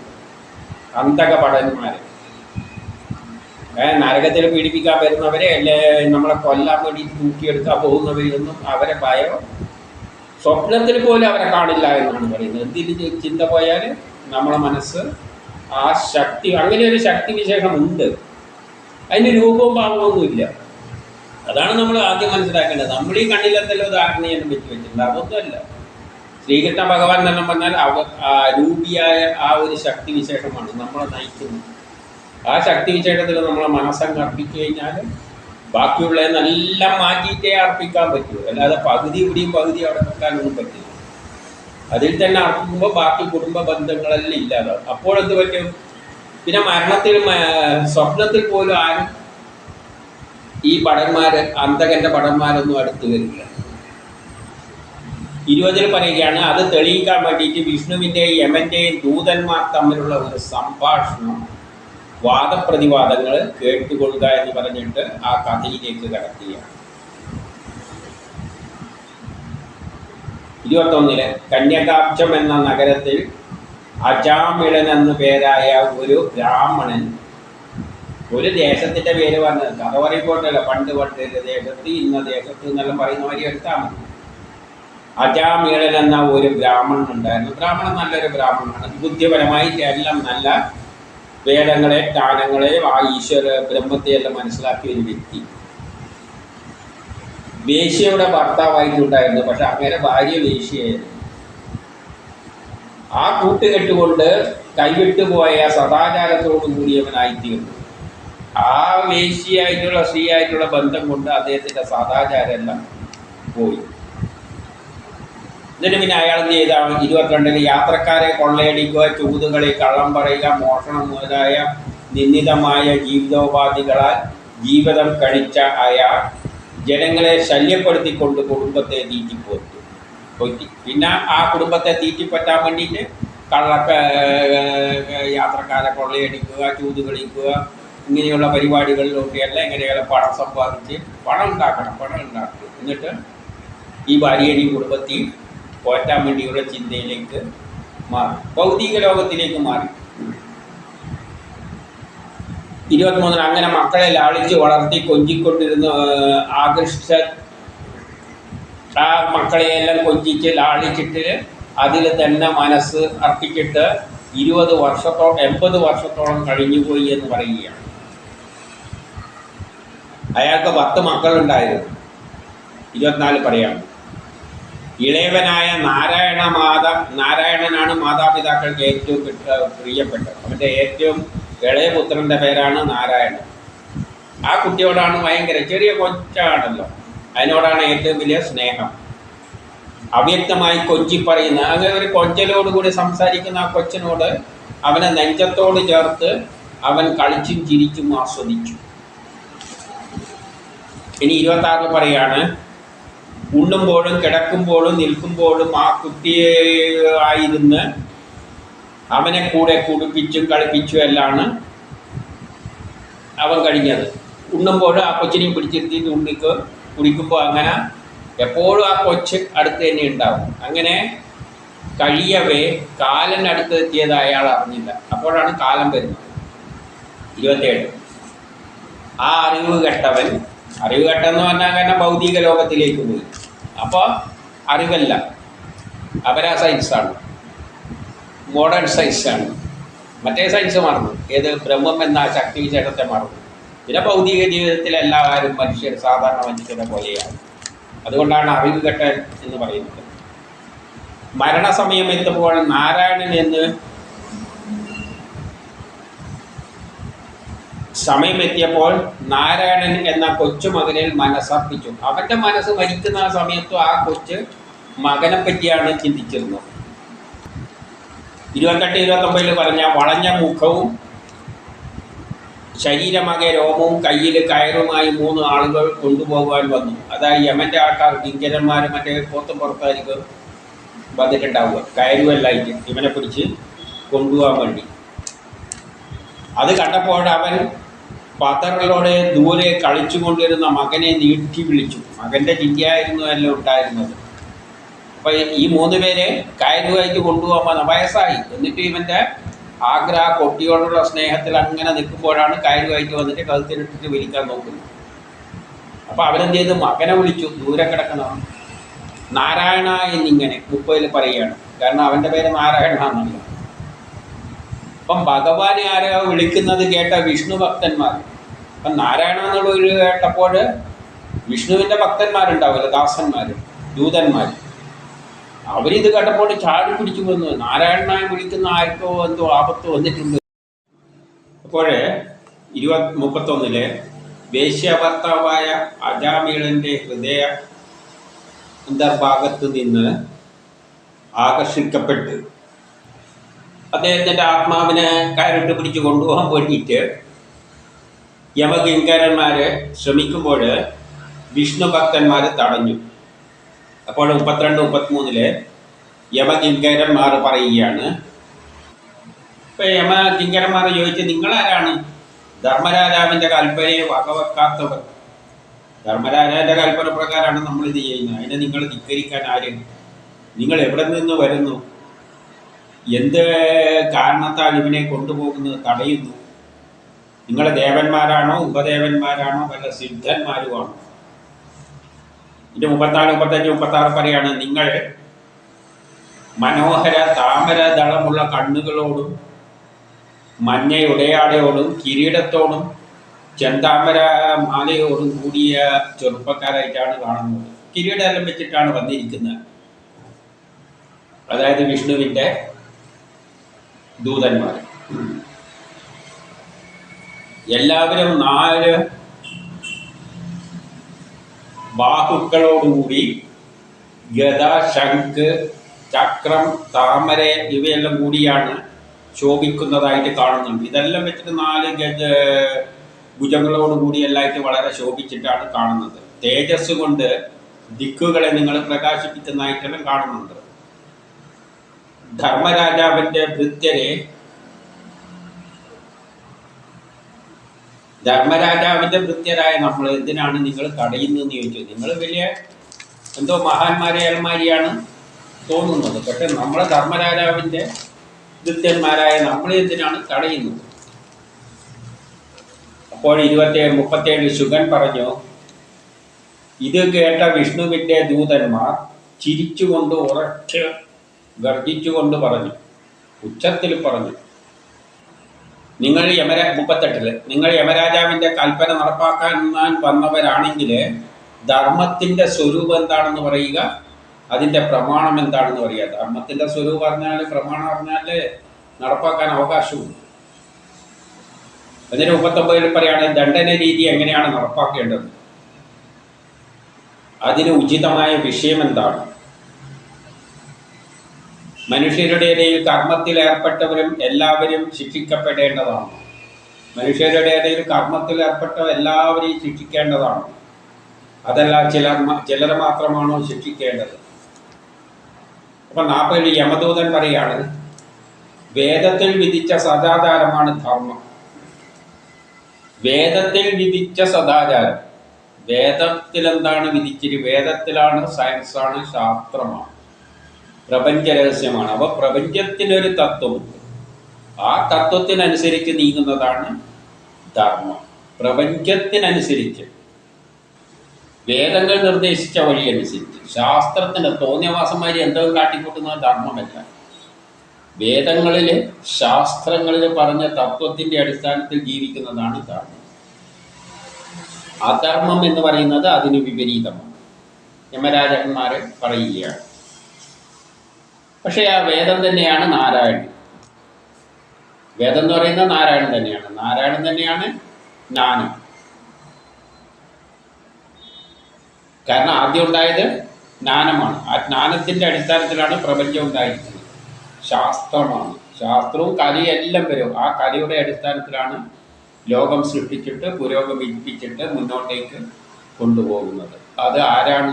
നാരായണൻ തന്നെയാണ് ആ ശാസ്ത്രത്വം ഉണ്ടാക്കിയിരിക്കുന്നത്. അപ്പോൾ ആ ആ ശാസ്ത്രമാണ് തത്വം. സയൻസിൻ്റെ അടിസ്ഥാനത്തിലാണ് ഈ പ്രപഞ്ചമുള്ളത്. ആ സയൻസ് തന്നെയാണ് നാരായണൻ. അത് തന്നെത്താൻ ഉണ്ടായതാണ്. നാരായണിൽ നിന്നുമാണ് ശാസ്ത്രങ്ങൾ, പ്രപഞ്ചത്തിന് വേണ്ട ശാസ്ത്ര രഹസ്യങ്ങൾ ഉണ്ടായിരിക്കുന്നത്. പ്രപഞ്ചം എങ്ങനെയാണ്? പ്രപഞ്ചം സൃഷ്ടിച്ച നാരായണനാണ്. അതിനൊരു ആഗ്രഹമുണ്ട്, ഒരു സുന്ദരമായ ലോകമുണ്ടാകും. ഹൃദയം ത്രേതായ അവസാനം, കലിയുഗത്തിൻ്റെ അവസാനം, ഇത് ഇടിച്ചു പൊളിക്കണം. അതിനുവേണ്ടി ഉണ്ടാക്കിയ നിയമങ്ങളാണ് വേദങ്ങൾ, ശാസ്ത്രങ്ങൾ. അപ്പോൾ അതിനെ പറയുന്ന മാതിരി തന്നെ ആയിരിക്കും ലോകം പോകേണ്ടത്. അതാണ് ധർമ്മം. അതിനെതിരായിട്ട് ആരെങ്കിലും പോകുന്നുണ്ടെങ്കിൽ അതാ ധർമ്മം. 41 ഏതവരാൽ രജസ്, തമസ്, സപ്തം എന്നിവയുടെ ഫലമായ ശാന്തം മുതലായ ഗുണങ്ങളാലും ബ്രാഹ്മണാദി നാമങ്ങളാലും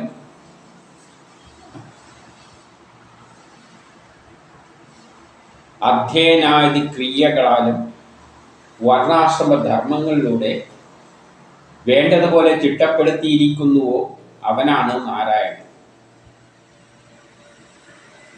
രജോ തമോ ഗുണത്തിൻ്റെ അടിസ്ഥാനത്തിൽ ശാന്തമായ ഗുണങ്ങളോടുകൂടി ബ്രാഹ്മണാദി നാമത്താലും, അതായത് ബ്രാഹ്മണർ എന്ന് പറയുമ്പോൾ വേദശാസ്ത്രങ്ങളുടെ അടിസ്ഥാനത്തിൽ അധ്യയനാദി ക്രിയകളാലും, വേദങ്ങളുടെ അടിസ്ഥാനത്തിലുള്ള ക്രിയകളാലും, ശാസ്ത്രത്തിൻ്റെ അടിസ്ഥാനത്തിലുള്ള ക്രിയകളാലും, വർണ്ണാശ്രമ ധർമ്മങ്ങളാലും ഓരോ മനുഷ്യനും ചെയ്യേണ്ട ചില ധർമ്മങ്ങൾ ജനിക്കുമ്പോഴേ വിധിച്ചിട്ടുണ്ട്. ചിലവർ ബുദ്ധി ഉപയോഗിച്ച് വർക്ക് ചെയ്യണം, ചിലവർ രാഷ്ട്രത്തെ നയിക്കുന്ന ക്ഷത്രിയരായിരിക്കണം, ചിലവർക്ക് ബാക്കിയുള്ള കർമ്മങ്ങൾ എഞ്ചിനീയറായാലും ഡോക്ടറായാലും എല്ലാം, ബാക്കിയുള്ള ഓഫീസിലുള്ള വർക്കുകളായാലും വക്കീലന്മാരായാലും എന്തായാലും അവരുടേതായ ധർമ്മങ്ങൾ ചെയ്യാനുള്ള ബുദ്ധിയും ശരീരവും കൊടുത്തിട്ടുണ്ട്. ചിലവർ സേവനത്തിലാണ് താല്പര്യം. ഇങ്ങനെയുള്ള അവരവർക്ക് ശരീരത്തിനും മനസ്സിനും ഏത് തരത്തിലും ഏതൊരു ജോലിക്ക് വേണ്ടിയാണോ സൃഷ്ടിച്ചത് ആ സൃഷ്ടി ശരീരത്തിനും മനസ്സിനും അനുസരിച്ചിട്ടുള്ള സൃഷ്ടിച്ച കർമ്മങ്ങൾ ചെയ്ത് ജീവിക്കുക. അതായത് ബുദ്ധിയും ജ്ഞാനവും ഉള്ളവർ ഇരിക്കേണ്ടടുത്ത് അവരിയ്ക്കണം. ശാസ്ത്രജ്ഞന്മാരായിട്ട് ഇരിക്കേണ്ടടുത്ത് ബുദ്ധിയും ജ്ഞാനമുള്ളവർ ഇരിക്കണം. രാഷ്ട്രത്തെ നയിക്കാൻ കഴിവുള്ള ക്ഷത്രിയ സ്വഭാവമുള്ളവർ ഭരണത്തിൻ്റെ തലപ്പത്ത് ഇരിക്കണം. അതായത് താനിരിക്കേണ്ടവിടത്ത് താനിരിക്കണം. ആ തരത്തിൽ അങ്ങനെയുള്ള സിസ്റ്റങ്ങളെല്ലാം ആരാണോ സെറ്റപ്പ് ചെയ്തിരിക്കുന്നത്, ആ പ്രപഞ്ച നിയമങ്ങൾ ഉണ്ടായിരിക്കുന്നത്, ആ ശക്തി നിയമങ്ങൾ ഉണ്ടാക്കിയ കക്ഷിയാണ് നാരായണൻ. പിന്നെ 42 പറയുകയാണ്, സൂര്യൻ, അഗ്നി, ആകാശം, വായു, സ്വർഗം, ചന്ദ്രൻ, സന്ധ്യ, രാപ്പകലുകൾ, ദിനം, ജലം, ഭൂമി, കാലം, ധർമ്മദേവൻ എന്നിങ്ങനെയുള്ളവർ ജീവൻ ചെയ്യുന്ന കർമ്മങ്ങൾക്ക് സാക്ഷിയാണ്. ഇപ്പോൾ പ്രപഞ്ചത്തിലുള്ള എല്ലാ ഗ്രഹങ്ങളുമെല്ലാം നമ്മൾ ചെയ്യുന്ന കർമ്മങ്ങൾക്ക് സാക്ഷിയാണ്. അവർക്കറിയാം നമ്മളെല്ലാം ഏതെന്താണ് ചെയ്യാൻ പോകുന്നത്. ജനിക്കുമ്പോൾ തന്നെ ഒരാൾ എന്തിനു വേണ്ടിയാണ് ജനിക്കുന്നത് എന്ന് ഗ്രഹങ്ങൾക്കെല്ലാം നല്ലവണ്ണം അറിയാം. ഇവനെന്താണ് ചെയ്യേണ്ടത്. അപ്പോൾ അവൻ ചെയ്യുന്ന കാര്യങ്ങൾ, ചെയ്യാൻ പോകുന്ന കാര്യങ്ങളെല്ലാം അവർക്ക് സാക്ഷികളായിട്ടാണ് നിന്നുകൊണ്ട് ഇതെല്ലാം കണ്ടുകൊണ്ടിരിക്കുകയാണ്. ഇവരാൽ അറിയപ്പെടുന്ന അധർമ്മം, അങ്ങനെ ഈ സാക്ഷികളായ ഇവരെല്ലാം മനസ്സിലാക്കി വെക്കുന്ന അധർമ്മമായ പ്രവർത്തികൾ, അങ്ങനത്തെ കർമ്മങ്ങൾ ശിക്ഷാവിധിക്ക് വിഷയമാണ്. അപ്പോൾ അതിൻ്റെ ആ ചെയ്ത പാപത്തിൻ്റെ ഉയർച്ചയും താഴ്ചയും അനുസരിച്ച് അവർ ദണ്ഡനത്തിനും അർഹരാണ്. അപ്പം ഇവരെല്ലാം സാക്ഷികളാവുന്നുണ്ട്, ഗ്രഹങ്ങളെല്ലാം സാക്ഷികളാവുന്നുണ്ട്. അപ്പം നമ്മളെ കർമ്മങ്ങൾ തെറ്റുമ്പോൾ അതിൻ്റെ ഫലം കിട്ടും. പിന്നെ 44 പറയാണ്, കർമ്മത്തിൽ ഏർപ്പെട്ടിരിക്കുന്നവർ രജോ ഗുണത്തിൽ, അല്ലെങ്കിൽ തമോ ഗുണത്തിൽ, സത്വ ഗുണത്തിൽ. ഇപ്പം ചിലവർ ഇതേ അവസ്ഥയിൽ അങ്ങ് നിന്ന് പോയാൽ മതി എന്ന് ചിന്തിച്ച് നടക്കും. ഇന്നെങ്ങനെയാണോ അതുമാതിരി അങ്ങ് പോയാൽ മതി, ജീവിച്ചു പോയാൽ മതി. ചിലവരങ്ങനെയല്ല, ലോകത്തെ മുന്നോട്ടേക്ക് നയിക്കണം എന്ന് ചിന്തിക്കുക. അതാണ് രജോ ഗുണം. ചിലവർ വിചാരിക്കുക ഈ കാലത്തെ പിന്നോട്ടേക്കൊക്കെ എത്ര ഗോത്ര കാലഘട്ടത്തിലേക്ക് എങ്ങനെ കൊണ്ടുപോകാൻ പറ്റുമോ, കാലത്തെ പിന്നോട്ടേക്ക് വലിക്കാൻ പറ്റും. അതാണ് തമോ ഗുണം. ഇതിൽ നിന്ന് തന്നെ തീരുമാനിക്കാം, തമോ ഗുണത്തിൽപ്പെടുന്നവരാണ് ഏറ്റവും അധികം പാപികൾ. ഇങ്ങനെ തന്നെ നിന്നാൽ മതി ചിന്തിക്കുന്നവരും ഭാവികൾ തന്നെയാണ്. കാരണം ലോകത്തെ മുന്നോട്ടേക്ക് നയിക്കുകയാണ് വേണ്ടത്. പക്ഷേ മുന്നോട്ടേക്ക് നയിച്ചാൽ അതൊരു എത്തിച്ചേരുന്നത് ഒരു പുതിയൊരു വ്യവസ്ഥയിലാണ്. അപ്പം അത് സത്വഗുണത്തിലാണ്. അപ്പം സത്വഗുണം എന്ന് പറയുന്നത് മോശമായിട്ട് കാണേണ്ടതില്ല. കാരണം ആ ഒരു സ്റ്റേജിന് വേണ്ടിയിട്ടാണ്, നല്ലൊരു സ്ഥിതിയിൽ എത്താൻ വേണ്ടിയിട്ടാണ് രജോ ഗുണത്തിൽ ആൾ കർമ്മം ചെയ്യുന്നത്. പക്ഷേ രജോ ഗുണത്തിൽ ചെയ്യുമ്പോൾ കുറേ പാപങ്ങളെല്ലാം ഇതിൻ്റെ കൂട്ടത്തിൽ വന്നു ചേരുകയും ചെയ്യും. എന്നിട്ട് എന്ത് പറയുന്നു? ജന്മമെടുത്തവൻ ഏതെങ്കിലും കർമ്മം ചെയ്യാതിരിക്കില്ല. ഇതിൽ ഏതെങ്കിലും കർമ്മം ചെയ്യാതെ മനുഷ്യന് ജീവിക്കാൻ പറ്റില്ല. എന്നിട്ട് 45 പറയുന്ന ഈ ജന്മത്തിൽ ചെയ്യുന്ന ധർമ്മ അധർമ്മ കർമ്മങ്ങളുടെ ഫലം മറുജന്മത്തിൽ അദ്ദേഹം അനുഭവിക്കും. ഈ ജന്മത്തിൽ നമ്മൾ എന്തെങ്കിലും കർമ്മങ്ങൾ ചെയ്താൽ അതിൻ്റെ ഫലം അടുത്ത ജന്മത്തിൽ അനുഭവിക്കും. അതാണ് ജ്യോതിഷത്തിൻ്റെ കഴിഞ്ഞ ജന്മത്തിലെ ഫലമാണ് ഈ ജന്മത്തിൽ അനുഭവിക്കുന്നത്. അപ്പം പിന്നെ വേറൊരു നരകത്തിൻ്റെ ആവശ്യം എന്താ? വേദം തന്നെ പറയുന്നു ഈ ജന്മത്തിൽ ചെയ്ത കർമ്മങ്ങളുടെ ഫലമാണ് അടുത്ത ജന്മത്തിൽ അനുഭവിക്കുന്നെങ്കിൽ പിന്നെ അതിൻ്റെ ഇടയ്ക്ക് ഒരു നരകത്തിൻ്റെ ആവശ്യമില്ല. ഇതെല്ലാം അതിനെല്ലാം പക്ഷേ അതേസമയം അർത്ഥങ്ങളുണ്ട്. നമ്മൾ ഈ ജന്മത്തിൽ ഒരു റോഡ് വെട്ടിക്കഴിഞ്ഞാൽ അടുത്ത ജന്മത്തിലായിരിക്കും ചിലപ്പോൾ കാറ് വാങ്ങിയിട്ട് അതിലൂടെ അനുഭവിക്കുന്നത്. ഈ ജന്മത്തിൽ നമ്മൾ റോഡ് വെക്കുന്നതിന് പാര വെച്ച് കഴിഞ്ഞാൽ അടുത്ത ജന്മത്തിൽ പുരോഗതി ഉണ്ടാവില്ല. നമ്മൾ ആ കുണ്ടും കുഴിയിലൂടെ നടക്കേണ്ടി വരും. ആ തരത്തിൽ എടുക്കാം. അല്ലെങ്കിൽ ഈ ജന്മത്തിൻ്റെ ദോഷം അടുത്ത ജന്മത്തിൽ അനുഭവിക്കുന്നെല്ലാം പറയുമ്പോൾ അതിൻ്റെ ഇടയ്ക്ക് പിന്നെ ഒരു നരകത്തിൻ്റെ ആവശ്യം വരുന്നില്ല.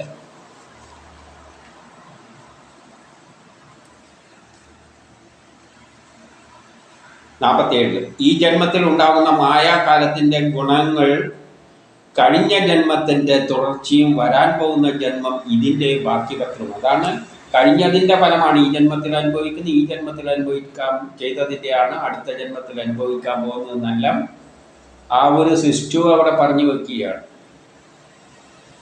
അപ്പം അതിൻ്റെ ഇടയ്ക്ക് പിന്നെ വേറൊരു നരകത്തിൻ്റെ ആവശ്യം അവിടെ. അപ്പം ആകെ വളച്ചു കെട്ടിയാണ് പറയുന്നത്. ഒന്നിൽ പറഞ്ഞ് നമ്മൾ തെറ്റ് മനസ്സിൽ നിന്ന് അത് തെറ്റാണെന്ന് ബോധ്യം വന്നാൽ തന്നെ മതി, നമ്മൾ അതിൽ നിന്ന് മുക്തമായി. പിന്നെ വേദങ്ങളിൽ പല പുരാണ കഥകളും പറഞ്ഞിട്ടുണ്ട്. പാപം ചെയ്തിട്ടുണ്ടെങ്കിൽ പോയി ഗംഗയിലോ ഇന്ന നദിയിലോ പോയി മുങ്ങിയാൽ മതി. ഇത് ഈ നരകമൊന്നും ആവശ്യമില്ല. അപ്പം ഇതെല്ലാം മനുഷ്യനെ നല്ല വഴികൾ ചൂണ്ടിക്കാണിക്കുക. വേണമെങ്കിൽ ഫോളോ ചെയ്തോ, ഒന്ന് വിരട്ടിയും ചെയ്യുന്നു, ആ തരത്തിൽ മാത്രം കണ്ടാൽ. ഇത് 48 പറയാണ് ജന്മാതിരഹിതനായ ധർമ്മരാജൻ അഥവാ സർവേശ്വരൻ. ഇവിടെ ധർമ്മരാജനും സർവേശ്വരനും ഒന്ന് തന്നെയാണെന്ന് പറയുകയാണ്. ഇപ്പം എല്ലാം ഒന്നാണെന്നുള്ള സത്യം തന്നെയാണ് പറയുന്നത്. നമ്മളും എല്ലാം ബ്രഹ്മം തന്നെയാണ്. പിന്നെ എന്ത് പാപത്തിനെ പറ്റി ചിന്തിക്കണം? അഥവാ ധർമ്മരാജൻ അഥവാ സർവേശ്വരൻ സകല ജീവജാലങ്ങളുടെ ഹൃദയഭാഗത്ത് ഇരുന്നു കൊണ്ട്, ഹൃദയത്തിൻ്റെ അന്തരത്തിൽ ഇരുന്നു കൊണ്ട്, അദ്ദേഹം തന്നെയാണ് ഹൃദയത്തിൻ്റെ അന്തരത്തിൽ ഇരുന്നു കൊണ്ട് കഴിഞ്ഞ ജന്മങ്ങളിലെ ധർമ്മ അധർമ്മങ്ങളുടെ സ്വരൂപം തിരിച്ചറിയുന്നുണ്ട്. കഴിഞ്ഞ ജന്മത്തിലെ കാര്യം അദ്ദേഹത്തിന് അറിയാം. എന്നിട്ട് അതിനനുസരിച്ചാണ് കാര്യങ്ങൾ തീരുമാനിക്കുന്നത്. ഇനി 49 നിദ്രയിലുള്ളവൻ സ്വപ്നത്തിലേക്ക് സ്വപ്നത്തിലുള്ളതേ അറിയുന്നുള്ളൂ.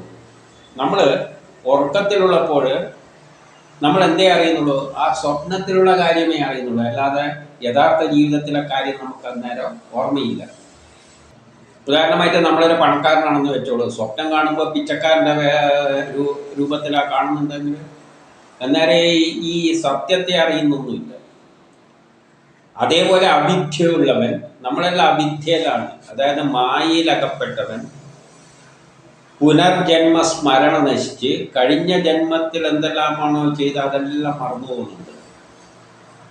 ഇന്നുള്ള ശരീരത്തെ മാത്രം താനാണെന്ന് ചിന്തിച്ച് അഭിമാനിക്കുന്നു. അപ്പം നമ്മൾ ജനിക്കുമ്പോൾ കഴിഞ്ഞ ജന്മത്തിലുള്ള കാര്യങ്ങളെല്ലാം മറന്നു പോകുന്നുണ്ട്.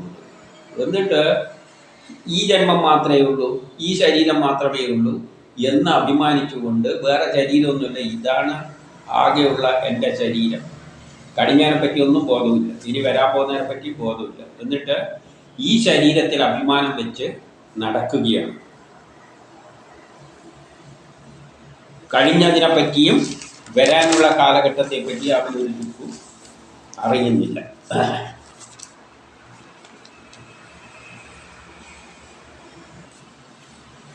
എൻ്റെ 50 പറയുകയാണ്, 5 കൊണ്ട് സ്വന്തം കാര്യം ചെയ്യുന്നു. 5 എന്ന് പറഞ്ഞാൽ 5 കാര്യങ്ങൾ കൊണ്ട് സ്വന്തം കാര്യം. ഏതാണ്?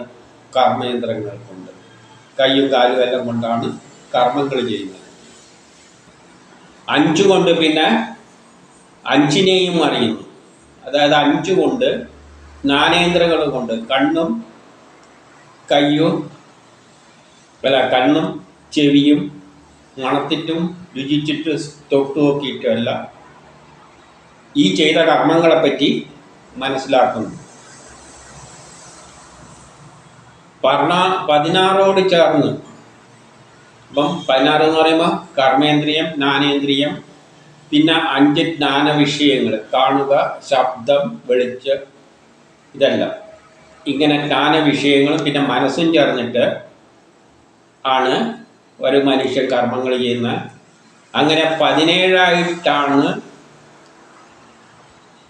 ജീവന്റെ ഇരിപ്പ്. അപ്പം 17ാമതാണ് ജീവൻ. ഞാനെന്ന് പറയുന്നത് ജ്ഞാനേന്ദ്രിയവും കർമ്മേന്ദ്രിയവും അതിനകത്തുനിന്ന് വരുന്ന സ്വഭാവവിശേഷങ്ങൾ, വെളിച്ചത്തിലൂടെയും കേൾവിയിലൂടെയും മനസ്സിലാക്കുന്ന വിഷയങ്ങളും പിന്നെ മനസ്സും കൂടിയതാണ് 17ാമത്തായിട്ടുള്ള നമ്മുടെ ഞാനെന്ന ചിന്താഗതി. 51 പറയുന്നു 16 ഘടകങ്ങളുള്ളത്.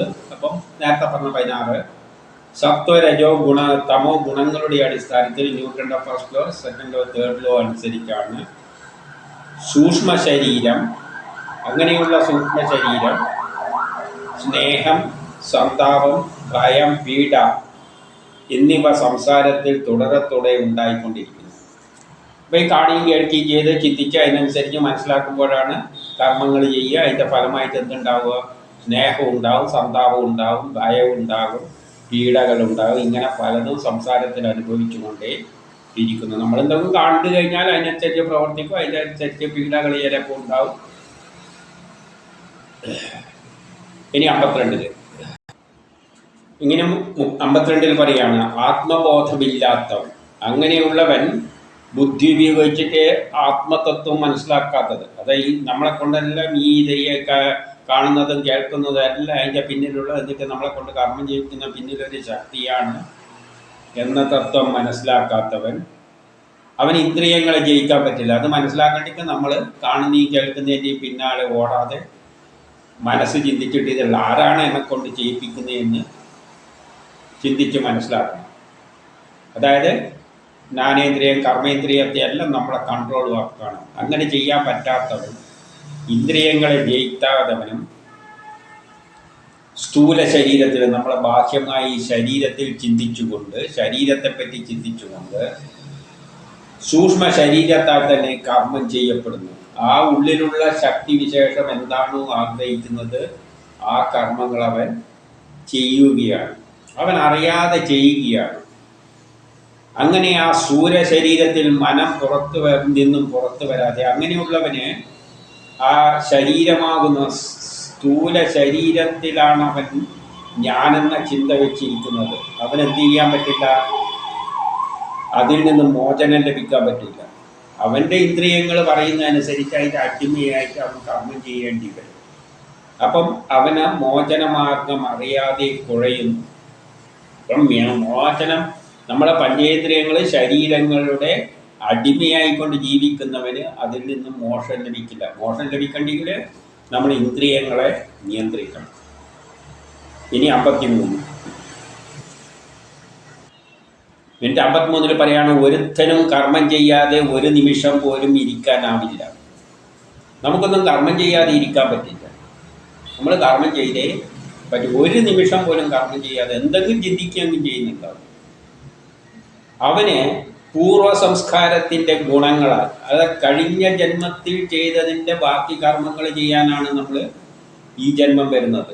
കാരണം ലോകം ഇങ്ങനെ പുരോഗമിക്കുകയാണ്. അപ്പം കഴിഞ്ഞ ജന്മത്തിൽ എന്തെല്ലോ പുരോഗതിയിൽ നമ്മൾ പങ്കെടുത്തു, ഈ ജന്മത്തിലും ബാക്കി പുരോഗതിയിൽ പങ്കെടുക്കുകയാണ്. അപ്പോൾ അതൊരു തുടർച്ചയായിട്ട് പോവുകയാണ്. അപ്പോൾ ഇതിനൊരു തമ്മിലൊരു ബന്ധമുണ്ട്. ആ പ്ലാനിങ് അനുസരിച്ച് തന്നെയാണ്. അപ്പോൾ ഒരു പ്ലാന് ഇതിനെയെല്ലാം ബന്ധിപ്പിക്കുന്നുണ്ട്. അതാണ് പൂർവസ്മരണ സംസ്കാരത്തിൻ്റെ ഗുണങ്ങളാൽ, രജോ തമോ ഗുണാദികളാൽ അടിമപ്പെട്ട്, അപ്പോൾ കഴിഞ്ഞ ജന്മത്തിൻ്റെ തുടർച്ചയായിട്ടാണ് കർമ്മങ്ങൾ നമ്മൾ ചെയ്യുന്നത്. പക്ഷെ നമുക്കത് അറിയാൻ പറ്റുന്നില്ല.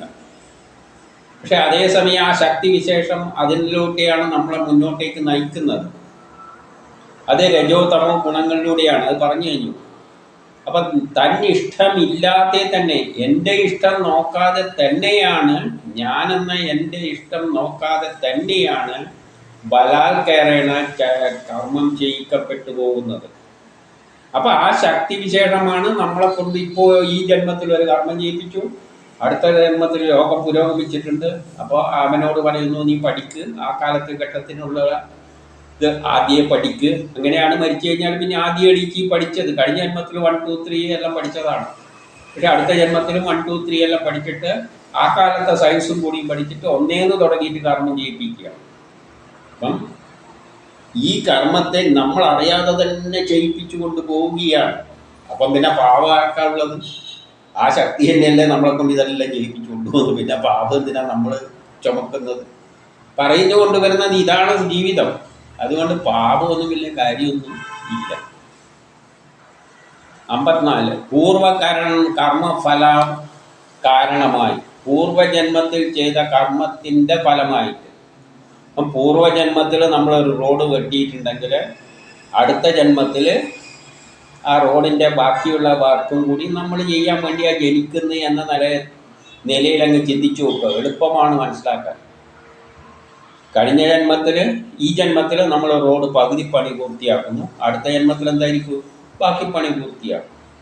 ആ നിലയിൽ ചിന്തിക്കുമ്പോൾ എളുപ്പത്തിൽ മനസ്സിലാകും. അപ്പം കാരണം ലോകം ഇങ്ങനെ പുരോഗമിക്കുകയാണ്. പൂർവകർമ്മഫലമായിട്ട് ശരീരം ലഭിച്ചിട്ട്, അപ്പം പൂർവകർമ്മത്തിൽ ചെയ്ത തീർക്കാൻ, ബാക്കിയുള്ളത് തീർക്കാനാണ് നമ്മൾ ഈ ജന്മം ജനിക്കുന്നത്. അത് സഞ്ചിത കർമ്മമാണ്. കാരണം കർമ്മം തുടങ്ങിയിടുന്നാണ് ഗോത്ര കാലഘട്ടത്തിൽ ഗുഹയിൽ നിന്ന് ജീവിച്ച മനുഷ്യൻ കാലത്തെ അതിജീവിച്ചുകൊണ്ട് പുരോഗതി ചെയ്തിട്ട് ഒരു സുന്ദരമായ വസുദേവ കുടുംബത്തിലേക്ക് പോവുകയാണ്. അപ്പം പണ്ടും നമ്മൾ പാടുപെട്ട് എന്തെല്ലോ ചെയ്തതിൻ്റെ ഫലമാണ് ഇപ്പം നമ്മൾ അനുഭവിക്കുന്നത്. പക്ഷേ അതേസമയം ആ കർമ്മത്തിൻ്റെ ബാക്കി നമ്മൾ ചെയ്തുകൊണ്ട് പോവുകയാണ്. തുടർച്ചയായ ഒരു പ്രോസസ്സാണത്. അതിൽ നമ്മൾ ജനിച്ച് മരിച്ച്, എന്തിനാണ് മരിക്കുന്നത്? ആ കാലഘട്ടത്തിനനുസരിച്ചുള്ളത് പിന്നെ ആദ്യം പഠിക്കണം. അതിനനുസരിച്ചിട്ടുള്ള ശരീരഘടനയിൽ ചെറിയ മാറ്റം വേണം, ചിന്താഗതിയിൽ മാറ്റം വരണം. അങ്ങനെയാണ് അടുത്ത കാലഘട്ടത്തിൽ പ്രവർത്തിക്കാൻ പറ്റുള്ളൂ, പുതിയൊരു ജീവിതം. പക്ഷേ ഇതിൻ്റെ ബാക്കി തന്നെയാണ് അവിടെ ചെയ്യുന്നത്. അപ്പം പൂർവകർമ്മ ഫലമായി ശരീരം ലഭിച്ചിട്ട് ശക്തിമത്തായ കർമ്മവാസനകളാൽ, ഈ കർമ്മത്തിൻ്റെ വാസനകൾ നമ്മളിൽ ഓരോ ചിന്താഗതി ഉണ്ടാക്കും. അത് ശക്തിമത്താണ്. കാരണം ആ കാലത്തിന് ഈ ജന്മത്തിൽ ഒരു കർമ്മം ചെയ്യിപ്പിച്ചെങ്കിൽ അടുത്ത ജന്മത്തിൽ അതിൻ്റെ ബാക്കി ചെയ്യിപ്പിക്കണം. ആ ശക്തിയായ കർമ്മവാസനകൾ നമ്മളെ പിന്തുടർന്ന് വരികയാണ്. അപ്പോൾ എന്ത് ചെയ്യും? മാതാപിതാക്കൾക്ക് സമാനമായ ഒരു സ്ഥൂല ശരീരം ലഭിക്കുന്നു, സ്ഥൂലവും സൂക്ഷ്മവുമായ ഒരു ദേഹം ജീവന് ലഭിക്കുന്നു. ഉദാഹരണമായിട്ട് ഞാൻ ഈ കാലഘട്ടത്തിൽ മൺവെട്ടി ഉപയോഗിച്ചിട്ടാണ് ജോലി ചെയ്തതെങ്കിൽ, അപ്പം അധ്വാനിക്കുന്ന ശരീരം എനിക്ക് വേണം, ആരോഗ്യമുള്ള. അപ്പം നല്ല അധ്വാനിക്കുന്ന ജനിതക ഘടനയുള്ള അച്ഛൻ്റെയും അമ്മേൻ്റെയും മകനായിട്ട് ജനിക്കണം. കാരണം ശരീരശക്തി വേണം. അങ്ങനെ ജനിച്ചിട്ട് മരിച്ചു കഴിഞ്ഞിട്ട് അടുത്ത കാലാകുമ്പോഴേക്ക് ഈ മൺവെട്ടിയോടൊന്നും പഠിക്കണ്ട. ചിലപ്പോൾ കമ്പ്യൂട്ടർ ഉപയോഗിച്ചുകൊണ്ട് മുറിയിലിരുന്നു കൊണ്ട് ഇങ്ങനെ മെഷീൻ ഓഫ് ചെയ്യുമ്പോൾ അവിടെ മെഷീൻ പോയിട്ട് ചെയ്തോളും. അപ്പം നമുക്കെന്ത് വേണം? കമ്പ്യൂട്ടറിൽ അറിയുന്ന ബുദ്ധിയെല്ലാം വേണം, ശരീരം അത്ര ശക്തിയൊന്നും വേണ്ട. അപ്പം അതിനനുസരിച്ച മാതാപിതാക്കളിലൂടെ നമ്മൾ എന്ത് ചെയ്യും, ജനിക്കും എന്നാണ് ഇവിടെ പറയുന്നത്. അതിനനുസരിച്ച ജീവൻ ലഭിക്കുന്നു മാതാപിതാക്കളിലൂടെ, അതിനനുസരിച്ച മാതാപിതാക്കളുടെ ജീവൻ ലഭിക്കുന്നു. ജീവാത്മാവിന് പ്രകൃതിയോടുള്ള ഈ പ്രകൃതിയായിട്ട് ഈ ഭൗതിക ലോകവുമായിട്ട് ബന്ധപ്പെട്ട് പോകുമ്പോൾ ആ വേഴ്ചയിലൂടെയാണ് ഈ വിപരീതമായ സ്വഭാവ വിശേഷങ്ങളെല്ലാം ഉണ്ടാകുന്നത്. പാപപുണ്യമല്ല. ഈ ഭൗതിക ലോകത്തിൽ കർമ്മം ചെയ്യുമ്പോൾ പാപവും പുണ്യമല്ല, അതിൻ്റെ കൂടെ വിപരീത സ്വഭാവങ്ങളെല്ലാം ഉണ്ടാകും. ഇതിൽ നിന്ന് രക്ഷപ്പെടാനുള്ള ഏക മാർഗം എന്താണ്? ഈശ്വര വേഴ്ചയിൽ കഴിയുക. ഈശ്വരനെ, ആ ബ്രഹ്മത്തെ മനസ്സിലാക്കിക്കൊണ്ട് ഇതെല്ലാം തിരിച്ചിട്ട് അല്ലെ അതുമായി ബന്ധം സ്ഥാപിച്ചുകൊണ്ട് മുന്നോട്ടേക്ക് പോകുക. 56-57 പറയുകയാണ്, അജാമീളനാ ഭട്ടെ നല്ല വിദ്യാഭ്യാസമുള്ളവനാണ്, നല്ല സ്വഭാവക്കാരനാണ്, നല്ല ആചാരങ്ങളുടെ ഇരിപ്പിടമായിരുന്നു, സൗമ്യനാണ്, സത്യസന്ധനാണ്, നല്ല മന്ത്രങ്ങളെ പറ്റിയെല്ലാം വേദമന്ത്രങ്ങളെല്ലാം നല്ല ഐഡിയ ഉണ്ട്, ബാഹ്യ ആന്തരിക ശുദ്ധി എല്ലാം ഉള്ളവനാണ്,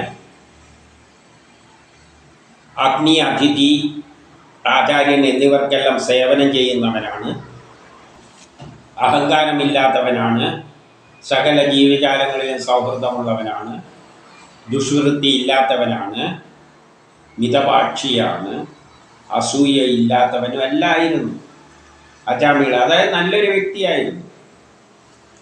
ഇനി 58, 59, 60 പറയുകയാണ്, ആ ബ്രാഹ്മണൻ ഒരിക്കൽ പിതാവിൻ്റെ നിർദ്ദേശപ്രകാരം വനത്തിൽ പോയി. എന്തിനു വേണ്ടി? ചമതയും പൂക്കളും കാലികളും ദർഭപ്പുല്ലുമെല്ലാം ശേഖരിക്കാൻ വേണ്ടി. അങ്ങനെ ചമതയെല്ലാം ശേഖരിച്ച് മടങ്ങി വരുമ്പോൾ അതിലഹരി ഉണ്ടാക്കുന്ന ഒരു മദ്യം സേവിച്ച് അതിൻ്റെ മത്തിൽ കറങ്ങുന്ന കണ്ണുകളോടുകൂടിയ അഴിഞ്ഞ മുടികളുമായി ഇവളെ അതായത് അദ്ദേഹം കല്യാണം കഴിച്ച ആ വേശ്യ സ്ത്രീയെ ഇവിടെ കണ്ടു. പക്ഷെ അവളുടെ കൂടെ അപ്പോൾ ആരുണ്ടായിരുന്നു? ഒരു ദുർമാർഗിയായ, നിർലജ്ജനായ, കാമബാധിതനായ ഒരു ശൂദ്രനും അവിടെ കൂടെ ഉണ്ടായിരുന്നു. അതായത് ഇവിടെ ജോലി ഇതാണല്ലോ. അപ്പോൾ ഇവിടെ അവനെ കണ്ടു. അപ്പോൾ ആ കൂട്ടത്തിൽ അവൻ്റെ കൂടെ ഒരു ശൂദ്രനും ഒരു തമ്മാടിയായ ഒരു നിർലജ്ജനായ ഒരുത്തനും കൂടി ഉണ്ടായിരുന്നു. അപ്പോൾ 61 കാമം വളർത്തുന്ന കാമം വളർത്തുന്ന അവളെ നല്ല സുഗന്ധം എല്ലാം പൂശിക്കൊണ്ടാണ് വന്നിരിക്കുന്നത്. പൂശിയ അവളെ കണ്ടപാടെ അജാമീളന്റെ കാമവികാരങ്ങൾ അടിമപ്പെട്ടിട്ട് വിവേകം നശിച്ചു. അവളെ കണ്ടപ്പോൾ, ആ സുഗന്ധം പൂശിയിട്ട് അവളെ കണ്ടപ്പോൾ ഇവൻ്റെ ഈ കാമത്തിലാകപ്പെട്ട് ഈ പറയുന്ന ഗുണങ്ങളെല്ലാം നശിച്ചു. മനോധൈര്യത്തിൻ്റെ പരമാവധി വരെയും മനസ്സിൻ്റെ ബാക്കി ഏറ്റവും ഉയർന്ന ലെവല് വരെ അവൻ കൺട്രോൾ ചെയ്യാൻ നോക്കി. താൻ പഠിച്ച വേദശാസ്ത്രങ്ങളുടെ അതിൻ്റെ പരിശീലനം ലഭിച്ച വ്യക്തിയാണ്. അതിൻ്റെ പരിധിയിലും കൂടി തന്നെ കൺട്രോൾ ചെയ്യാൻ അയാൾ ശ്രമിച്ചു. പക്ഷേ അദ്ദേഹത്തിന് അതൊന്നും നിയന്ത്രിക്കാൻ പറ്റിയില്ല.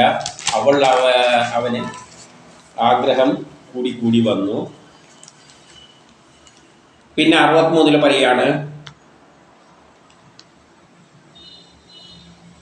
അവൾ നിമിത്തം മന്മഥനെന്ന കപട ദുർദേവതയുടെ ദുർഭൂതത്തിൻ്റെ, അതായത് മന്മഥൻ അവനിൽ കാമം ജനിപ്പിക്കുന്ന അമ്പ് തൊടുത്തു എന്ന് പറയുന്ന മാതിരിയുള്ളൊരു പ്രസ്താവമായ, അതായത് ഒരാൾ വികാരമുണ്ടാകുമ്പോഴാണല്ലോ അവളുമായിട്ട് ബന്ധം സ്ഥാപിക്കണം, കുട്ടികൾ ഉണ്ടാകണമെന്ന് കാലത്തിന് തോന്നുമ്പോൾ കാമബാണമായിരിക്കും. പിന്നെ അതുവരെയുള്ള അവൻ്റെ ബുദ്ധിയെല്ലാം നശിക്കും. പിന്നെ അവൾ വീഴും. കാരണം അതിലൂട്ടപ്പോൾ കുറേ കുട്ടികൾ ഉണ്ടാക്കിയെടുക്കണമെങ്കിൽ, നേരത്തെ പറഞ്ഞല്ലോ 10ഓളം കുട്ടികൾ കാലത്തിൻ്റെ ആവശ്യമാണ്. അങ്ങനത്തെ ഒരു 10 കുട്ടികളാണ് ഇവനെയും ഒരു വേശ്യനെ ചേർത്തിട്ട് അതിന് യോജിച്ച കുട്ടികൾ കർമ്മങ്ങൾ ചെയ്യാൻ. ഇപ്പം കാമദേവൻ എന്ത് ചെയ്യും? അന്നേരം ബാണയക്കും. അപ്പം അതുവരെ അയാളുടെ ഉള്ളിലുണ്ടായിരുന്ന എല്ലാം അങ്ങ് പോകും. അവൻ പിന്നെ അവളിൽ വീഴും. സ്വബോധം വിട്ടവനായി അവളെ തന്നെ ചിന്തിച്ചുകൊണ്ട് ധർമാചരണത്തിൽ നിന്നും ഒഴിഞ്ഞു മാറി കഷ്ടം. അപ്പം പിന്നെ അവളിൽ അങ്ങ് വീണു, ബാക്കിയെല്ലാം വിട്ടു. പിന്നെ അവളെ കൂടെയായി. പിന്നെ ഭൗതിക ലോകത്തിൽ അവളോടൊത്തുള്ള ജീവിതമായി. എൻ്റെ 64 പറയുന്ന പിതാവിൽ നിന്ന് കിട്ടുന്ന ധനമെല്ലാം അവൾക്ക് വേണ്ടിയിട്ട്, അവളെ സുഖിപ്പിക്കാൻ വേണ്ടിയിട്ട്, അവളുമായിട്ട് രമിക്കാൻ വേണ്ടിയിട്ട്, മനസ്സിനെ അവളുമായിട്ട് രമിക്കുന്ന അവസ്ഥയിൽ എത്തിച്ചിട്ട് അവളുമായിട്ട് പിന്നെ അവൻ അങ്ങ് ചേർന്ന് ജീവിച്ചു. എന്നിട്ട് 65 പറയുന്ന ഉയർന്ന കുടുംബത്തിൽ നിന്നും വിവാഹം ചെയ്ത് കിട്ടിയ ഉയർന്ന കുടുംബത്തിൽ നിന്നും വേറൊരു സ്ത്രീനെ, ഒരു ബ്രാഹ്മണ സ്ത്രീയെ വിവാഹം ചെയ്തിട്ടുണ്ട്. അതിന് മുമ്പിൽ നല്ല യൗവനയുക്തയായ ലേഡിയായിരുന്നു. ആ ഭാര്യയെ അവനെന്ത് ചെയ്തു? ഈ പാപിയെ അവളെ നിന്ന് പുറത്താക്കി. എന്നിട്ട് ഇവളെ കൂടെ കൂടി. ഇനി 66 ബുദ്ധിമോശം വന്ന ഇവൻ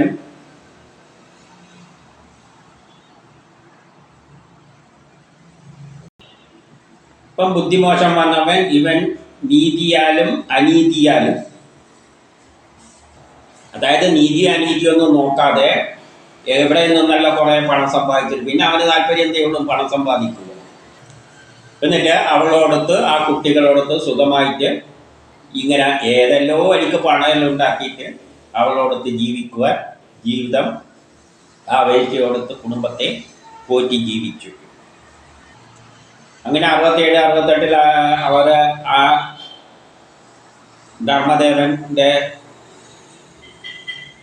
ഭൃത്യന്മാർ പറയുകയാണ്, അവൻ ധർമ്മശാസ്ത്രത്തെ മറന്നിട്ട്, ധർമ്മശാസ്ത്രമെല്ലാം അവൻ മറന്ന് തൻ്റെ ഇഷ്ടപ്രകാരം ആചാരങ്ങൾ അനുഷ്ഠിച്ചുകൊണ്ട് സജ്ജനങ്ങളെല്ലാം നിന്ദിക്കുന്നത്, നല്ല ആൾക്കാരെല്ലാം അവനെ നിന്ദിക്കാൻ തുടങ്ങി.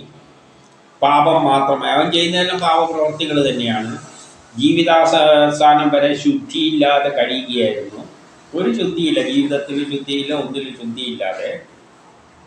ആ കാരണത്താൽ പാപകർമ്മം ചെയ്ത ഇവൻ പാപകർമ്മം ചെയ്തിട്ടുണ്ട്. അതിന് പ്രായശ്ചിത്വവും ചെയ്തിട്ടില്ല. ഞാൻ ചെയ്യുന്നത് തെറ്റാണെന്ന് അവൻ പ്രായശ്ചിത്വവും ചെയ്തിട്ടില്ല. അത് ചെയ്താൽ മതിയായിരുന്നു. ഇതെല്ലാം ഞാൻ ചെയ്യുന്നത് തെറ്റാണ്, അതുകൊണ്ടൊന്ന് ശ്രമിച്ചു കളയണമെന്ന് മനസ്സിൽ ചിന്തിച്ചാൽ മതിയായിരുന്നു. അതും ഇവൻ ചെയ്തിട്ടില്ല. ഇവനെന്ത് ചെയ്തു? ധർമ്മജാവയാവിൻ്റെ മുമ്പിൽ നമ്മൾ കൊണ്ടുപോയിട്ട് ഹാജരാക്കിയിട്ട് അവിടെ പീഡനത്തിനിടയാക്കിയിട്ട് അവനെ ശുദ്ധി ചെയ്തെടുക്കാൻ വേണ്ടിയാണ് നമ്മളിത് കൊണ്ടുപോകുന്നത് എന്ന് പറഞ്ഞാൽ, അങ്ങനെ നമ്മൾ കൊണ്ടുപോകുമ്പോൾ നിങ്ങളെന്തിനാണ് തടുത്തതെന്നാണ് ചോദ്യം. ബാക്കി അടുത്തേക്ക്.